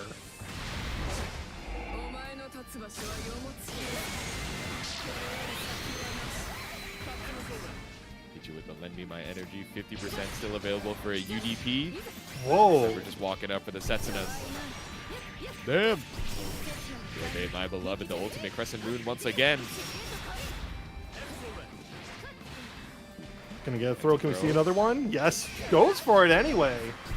Trying to bait up the BC, right? We've seen it so many times from Lucy, and we've seen ultimate Setsuna just as much to take game number 2 for Ktang.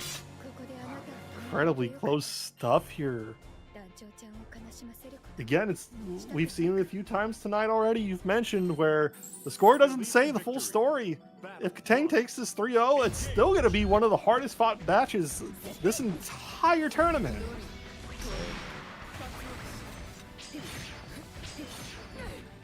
Double Setsuna. We saw the jump in from Lucy, but afraid to try and catch out with the JH in case Ktang was looking for that anti-air. Good money to counter hit, but gotta be sending the H pillar. Nothing found. Flips on the DP. I've never seen so much aura from Ktang. It's crazy he plays one of the shortest characters in the game, but this dude is like one of the tallest dudes I know in the Granblue community, man. He's got aura for days, IRL. Oh, no. My My man's walking at you. You hear Fonk in the background. Saying, man. No more walking. We got ultimate flip to force out the BC, but instead the UDP on block gonna get a full punish for Lucy and the kill. Yes. Okay. I forgot we had the ult behind it. I was like, Lucy, please, I'm sorry I cursed you, but no, we just had to spend the 50 for it. You don't believe? Am I sensing buys for Ktang here? No, I had to lock in for Gabbrzing. I'm too used to Lucy winning on the Coco. Trying to see the roles swapped up a little bit. Still a big body on Lucy, just super comfortable with the playstyle. We pull up with the big normals. Didn't quite get a whiff punish from the far H, but not too bad. Good punish on that install there. Ktang not letting that get away for free. 50 meter on the board. That's going to get punished. You can't just do that for free. We'll go with the 6XL. Bit of a stutter step there. There you go. I like the block back from Ktang, right? Just try to make it so that even if we're looking for, you know, some of these Setsunas, that even if we get the jump out from Lucy, it's not quite going to be in range for a JH and full confirm. Setsuna, I'm in. But it ended up just holding on to some space right in between. So you have to take the space right back. We spend a Raging Strike. Woo! Didn't confirm it, but went for a bit of a Chicago reset there. Gets the throw. And it's Because the cooldowns were down. I was wondering why we ended up going for the reset there, but I saw, yeah, both of the swords down. I mean, I guess just going for the reset instead on the off chance that, I forgot what stance you were in. I guess we didn't have DP, we had Perry instead, but either way, Ktang on set point. One more round until we get that run back with Artorias. Lucy, can we put a stop to this man's momentum?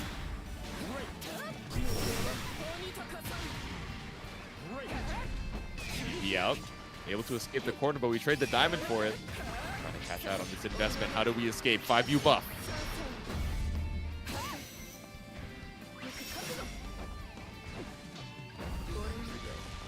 Micro dash 2L. Cap coming in from Lucy. Walk it out, just trying to buffer the low on the off chance. Ooh, the jump over after the EX flip. You're trying to scout out a late throw tech.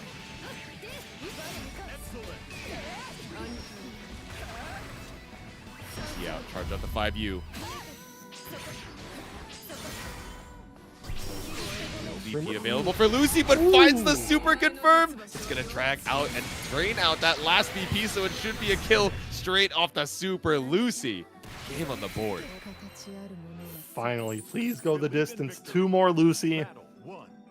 Engage.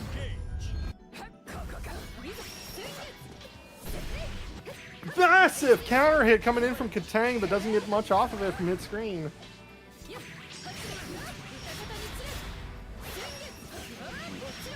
Go pick up off of the TK flip. 2% already down for Lucy.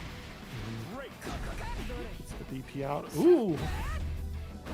2M. Ktang respecting the plus frames there on 5UU. Celestial Dominion not in Ktang's house here.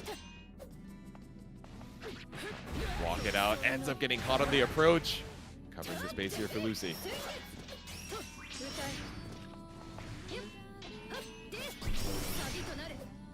I appreciate Ktang making an adjustment. He got called out by Super once on the ultimate Setsuna. He's like, okay, I'm not going to just throw that out willy-nilly. I feel like Lucy is looking for me to call out the 5U there, so can't be too predictable here. Super is going to do it with this final bit. Round up for Lucy. Alright, might be seeing some reverse sleep momentum on Lucy's side now. Ktang is so close to stealing out the set and looking for that run back, but Lucy holding on strong. Big chillin' off of the dash into EX flip. Slowing it down just a little bit. Plus frames on plus frames. It's the sweep. Walk it out on the orb. Clear with the Setsuna. Ends up on the other side, but dash out or just a little bit too late because we got the counter hit throw. Ooh, double transient there. So Kilben's trying to give Ktang the Shonen flashback in the chat real quick. He doesn't have the window open, but I'm sure he can hear your heart because Ktang finds the counter hit in the corner. Remember the training your mother gave you all those years ago? Send it straight to the SBA, but speaking of, right, Lucy has been doing such a good job of leveraging not only the threat of the SBA, but the timing on it as well, delaying it when needed, but swept up against the corner. Should be the kill for Ktang. We have the BP behind it, but it's not enough. Oh, empty jump throw, the classic, gets that round. Ktang again, working on set point, wanting that rematch real bad with Artorias. You said Ktang lock in.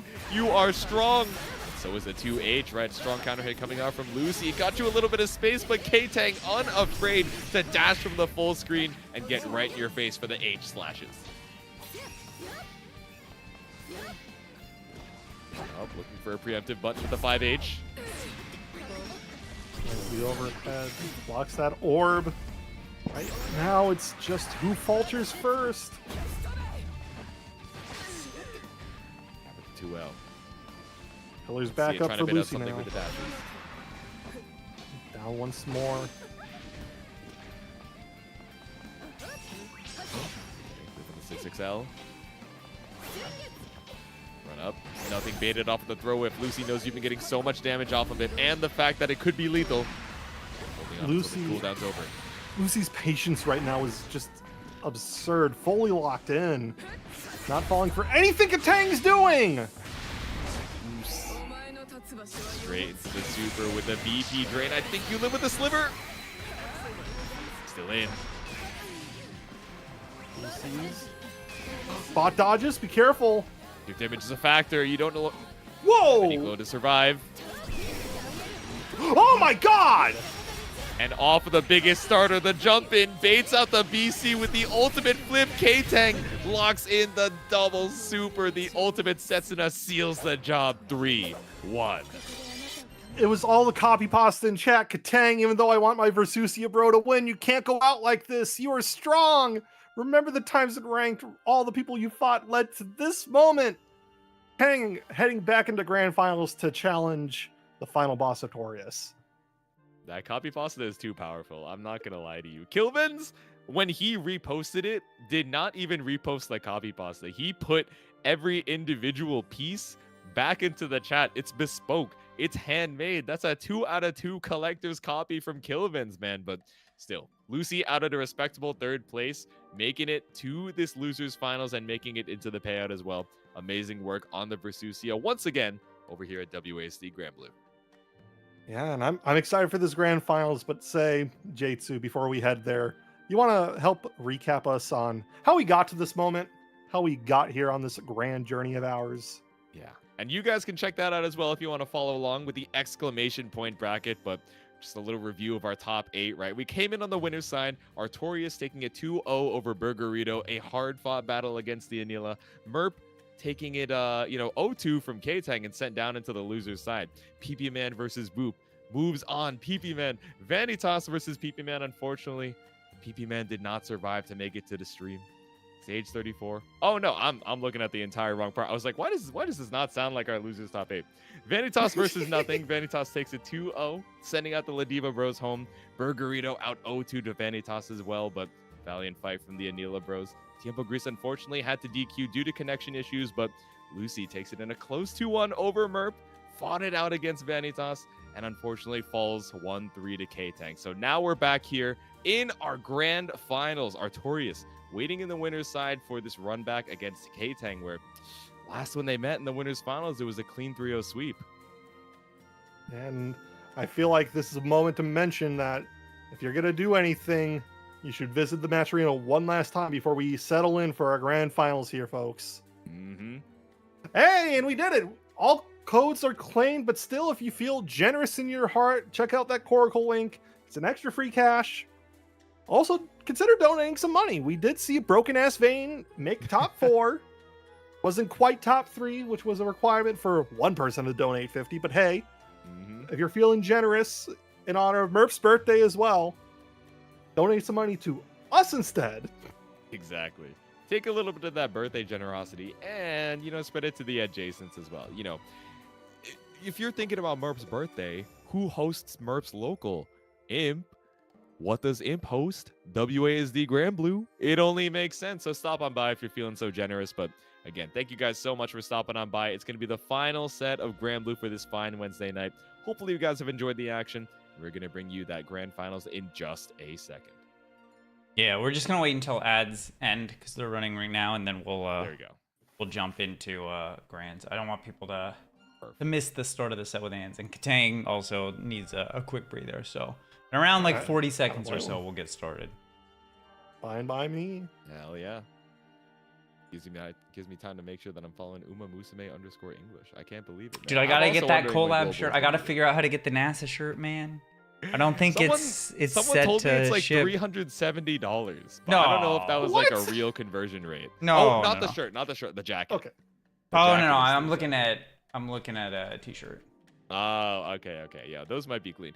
Aaron, did you know Like $30. that you can put the NASA logo on merch that is for profit as long as you follow the NASA guidelines for the logo, like, you know, etiquette guidelines, and as long as you don't say a collaboration with NASA. You can use their name, you can use their logo, but you just have to say it's not, or you just can't say that it's produced with NASA or in collaboration with NASA. Otherwise, it's basically NASA like free merch domain. collection is gonna go crazy. Yo, I mean, I'm just saying, man, if you guys stop by ! Shop, there's already some heat designs. You know, we still have some stuff from the Melty Blood type Lumina 2v2s as well, which is pretty heat. Shout out right there. So if you want to support some more of those designs and see them more in the future, what better way to, you know, show that support and show that interest than by stopping by the shop? Yeah, unfortunately for myself, I can't get into a gacha. I already got one, and it's called Mahjong Soul. Oh, that one's peak. It's got a lot of good collabs, but a collab of two of the GOATs in the scene. Grand finals, this run back. Artorias from the winner's side. Ktang clawing his way up from losers. Needs to reset the bracket unless he wants to take it home tonight, but Artorias is going to be quite the rock in his way. Thank you, everyone, for joining us this evening. Let's get straight into it. Artorias interrupting the command dash there. Already establishing dominance. Side switch. Ktang on the offense now. Ooh, good interrupt.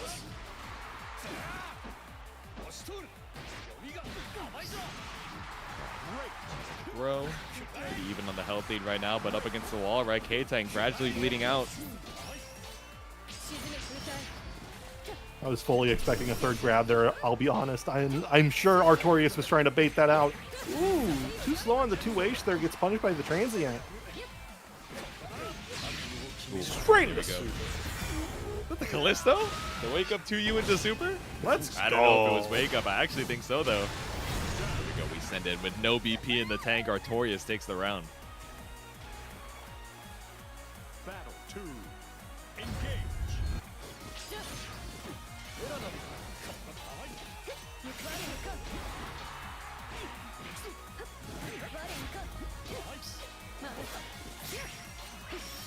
Ktang's pressure was airtight till it wasn't. Artorias getting full wall carry on that 2PU. Bob said it's my turn in the corner. Dancing up. Malignance, a little bit of extra damage here, especially for when we dropped the P punish. Maybe didn't need to go for the dash, but wanted to confirm the close stage. Either way, straight out of the sky, Artorias knocks it out of the park for game number 1. What a crazy confirm. Artorias is still on fire even after that entire losers run. And Ktang taking a character change? Nah, there's no way, right? Maybe just going back. No, to he's a villain! No, no! The dark side! No, Ktang! No, no, not What are you this. doing? This is the fall of my hero, man.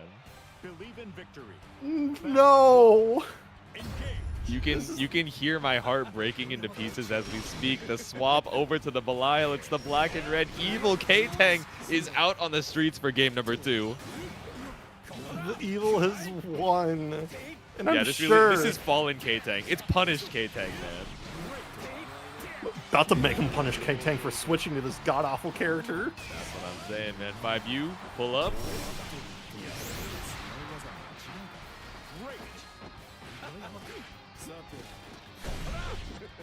Massive 2H. A solid 30% there off of a just giant ass button going straight to SSBA. Now I have to root against Ktang. I was rooting for Ktang before, but now, but Lyle, come on. Like I don't fault you. You're playing to win, but He's got to do it, man. He's got to lock in any way he can. think of the spectators. There we go. Send it with the 5H punish. There we go. Ktang on the board as far as rounds go. I don't know, man. You got to do what you got to do. This is an Evo top 6, so you got to bring out whatever you can. Still gets caught up by the cross-up jump in on Artorias' side. You need the summer outfit buff? No, he doesn't. His palette's palette's pretty good. Nah, I mean, honestly, that's what Ktang might have to do if he loses this game. It's true. You might just need to hang dong. Like, that's just what you need. Hang Dong is crazy, bro. He's pulling out the Dynasty, but we're pulling out the 2H, stopping you in your tracks. The far H kills for Artorias. Listen, I'm just saying, you gotta get power any which way, and if the boys are hanging free, it's already intimidation, but Ktang couldn't actually get anything off of it. Yeah, that's unfortunate. We've made it out the DP, but dropping the Asmodeus, but we still find the 2U. A little bit of sweep. Speaking of, check you with the low 2M once again for Ktang. Some awkward moments coming in from Ktang here, but lands a command grab after. Immediately on the Fasago jump in. Immediate BC from Ktang. Really trying to keep your turn, but if you're playing a Battle of the Diamond Economy, it's not going to work out. You, Fasago, for the sweep. For the scoop, rather. There we go. Send out the meaty Goisha, and that's a game on the board for Ktang. You know what might actually be the most heartbreaking thing? And I know Artorias is stronger than that. But what if Artorias pulls out the Belial in return? There's no damn way, man. But, like, it would be so funny. You know the meme of Timmy Turner praying by his bed? He's like, please, God, it would be so funny. I'm not going to lie, man. The Belial Mirrors Grand Finals between Artorias and Ktang would go crazy. We're going to send the UDP to try and slow the pace down. It would be so awesome. It would be so cool. I'm lying through my teeth right now. That would suck ass. And go straight into super here. Ktang probably on board. Not quite. Ooh. Not quite, yeah. Barely though. Any like confirm might do it and catches out the attempt to brave counter with the stagger far L. Battle 2. Engage.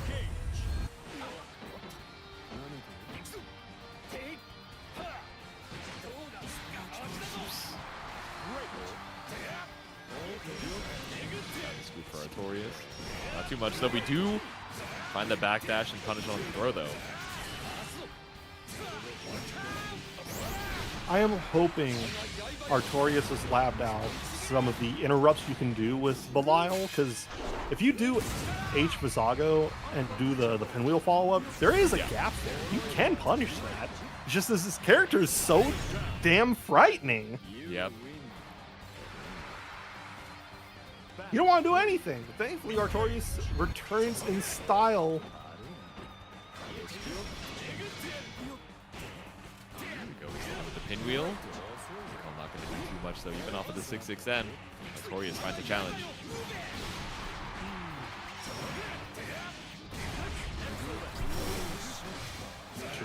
Big ass punish coming in. Ought to be death if we optimize. Clean bait on the UDP. 100-meter for Artorias. It should be the kill. Send him straight into the pavement. Looking like a game number 2 on Artorias' side. Come on, Ktang, you know what you got to do. You got to go back to that room and drop donk. Never mind. Unfortunate. We're rocking with close here. We're sticking on the swap. I mean, it got you the game against Artorias. It looks like your best shot for right now, but up against the wall. Immediately looking for the DP post Fireball.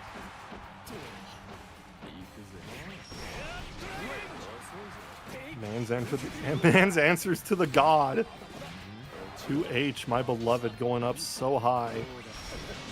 Everyone hitting them the 6XL. Awkward off the 5HH. There we go. The bonk. Already so much health lost for Ktang. It does find the shimmy back 6XL.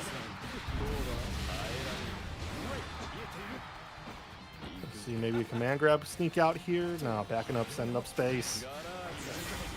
Normal throw, go for another one. Oh, bad spot dodge, and Artorias takes advantage. Tournament point right now. Battle 2. Engage. Okay, Ktang, what do? We take to the skies. It's barely not far enough for the run up 2H, but still scary right now. We're just walking away from the fireball. So much space threatened. It's caught up by the EX bonk.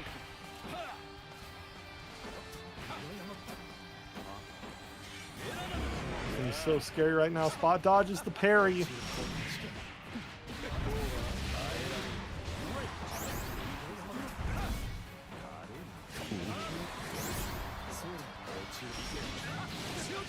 Yeah, good into the interrupts. pinwheel, but challenging with the DP like you mentioned earlier. Now, a lot of characters can challenge pinwheel. You just don't want to because if you whiff, you die. Yeah, exactly. But right now, potentially it could be Ktang dying. No, I think you live with. Wait. You know, I didn't believe, and then we got further in the combo, and I believed, but we ended up not going for the super. Either way, we walk back to the EX bonk, and Artorias with a 3-1 is victorious, your tournament champion for tonight's WASD Granblue. Back-to-back winner took 37, now takes 38. Great stuff coming in from Artorias. Yet again, fantastic stuff to Ktang. That Belial, controversial pick from everyone else, but obviously you're playing to win. It got you some games, got you some rounds even, but at the end of the day, what can you do against Artorias? Yeah, exactly. A stellar run from Ktang, making it into second place with the Narmaya all the way up until the grand finals. But like you're saying, right, it's kind of this immovable wall of Artorias, you know, just perched up there in the winner's side of grand finals. He's too damn good on the Siegfried. But hopefully you guys enjoyed WASD Granblue for tonight. It's been an absolute joy hanging out.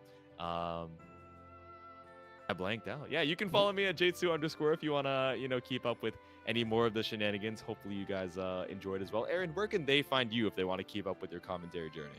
You can find me over on Aaron Curry Dish over on Twitter. You can find me on A Curry Dish on Twitch. I'll get around to changing that eventually. No, I won't. Yeah, for the most part, I don't stream much on my main channel nowadays between Training Mode Network Neo, beginner and intermediate tournaments every other Tuesday for Granblue, commentating these. And yeah, also if you're in the Midwest as well, like further Midwest towards Minnesota, come out to Sioux Falls. We have a monthly building up. Me and a few folks have been getting that going again. We're starting new weeklies tomorrow, new location. Very excited for that. So yeah, if you're in the area, come check us out. SouthDakotaFGC.com. We got stuff for East Side and West Side. So hell yeah. Shouts to And if you're Sodak. on the East Coast, Imp, where can people find some FGC action if they're, you know, free this weekend, specifically this Saturday, and they're in the New York, New Jersey area? Oh man, I'm gonna drop the link for you guys right now, but we are running our October monthly out of Brooklyn and NYC. So if you're in the tri-state area, come out. We're gonna be running Uni 2, SF6, Granblue, and Strive. NorCal Granblue is also coming out. They got exclusive pins that you get just for showing up. So yeah, it's generally a really good time. We're in a new venue, which I'm very, very excited for. We should have more space, more consoles set up, casuals, everything, the whole 9 yards. So if you're able to make it, come out. Doors open at noon for casuals and everything, and our first bracket, I believe, starts at 2 p.m. Alrighty. Hell yeah. So where can they find you, Jaytsu? They can find me at Jaytsu_ on Twitter, but they can probably also find me under any like UmaMusume_ENG post, because I'm waiting for Uma Global, man, and hopefully you guys are excited for that as well. Hopefully you're excited for Roundhouse, ECT, Climax, WASD Live, so many of these events happening in the rest of October, but yeah, it's gonna be it for us. So Imp, where are we sending the people this evening on this fine little raid? I'm sending everybody over to TNS. Ooh, what we got going on okay, over there okay. tonight? I believe Street Fighter 6. Should be. It's another Wednesday night, so hopefully you guys enjoyed Wednesday Granblue. It's been an absolute joy. We're going to send you over to the folks over at Tampa Never Sleeps. Peace. See ya. Have a good night.